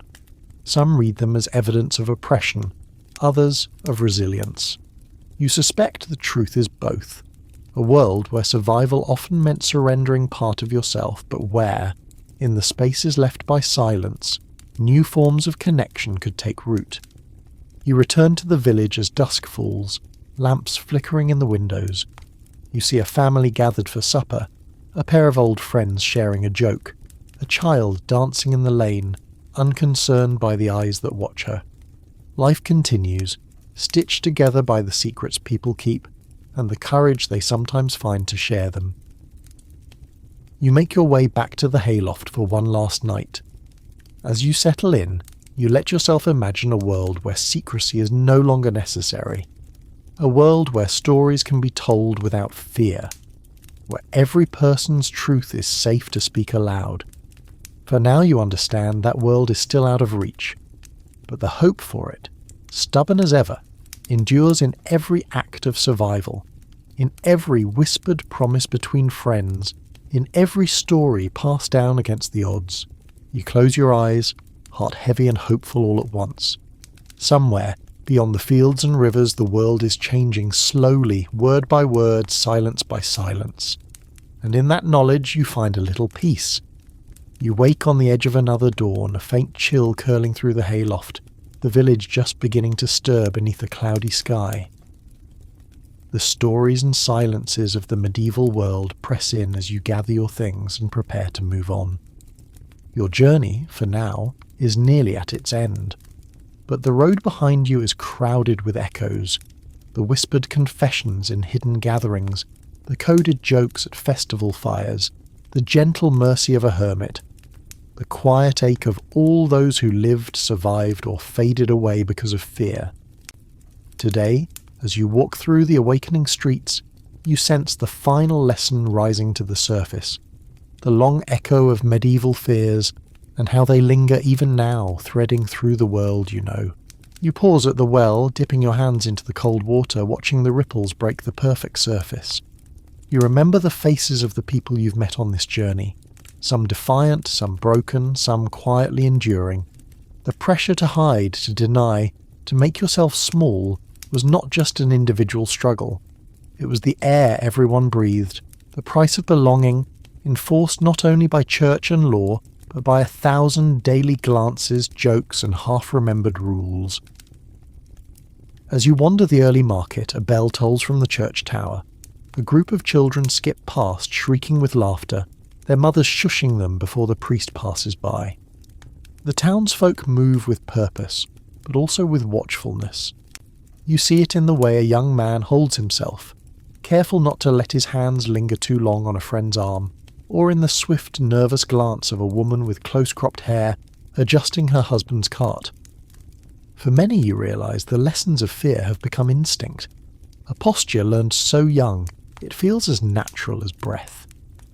You think of all the ways fear shapes a life, the stories not told, the clothes not worn, the names never spoken aloud.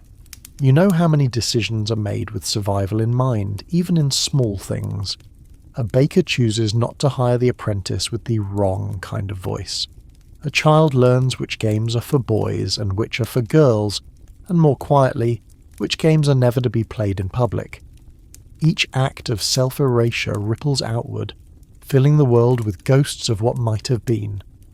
A mainstream historical fact returns. Even centuries after the Middle Ages, laws and customs continue to police gender fiercely. The anxieties of the medieval world, the need for order, the fear of ambiguity, did not vanish with the printing press or the Reformation. They lived on in new forms, shaping the next generation's laws, art and habits. If you listen, you can hear the old fears in modern whispers. Who belongs and who does not? What must be hidden? What stories are allowed to be told? You step into the church as the bells finish ringing. Inside, sunlight catches the dust motes, illuminating the old stone and the faces carved into the choir stalls.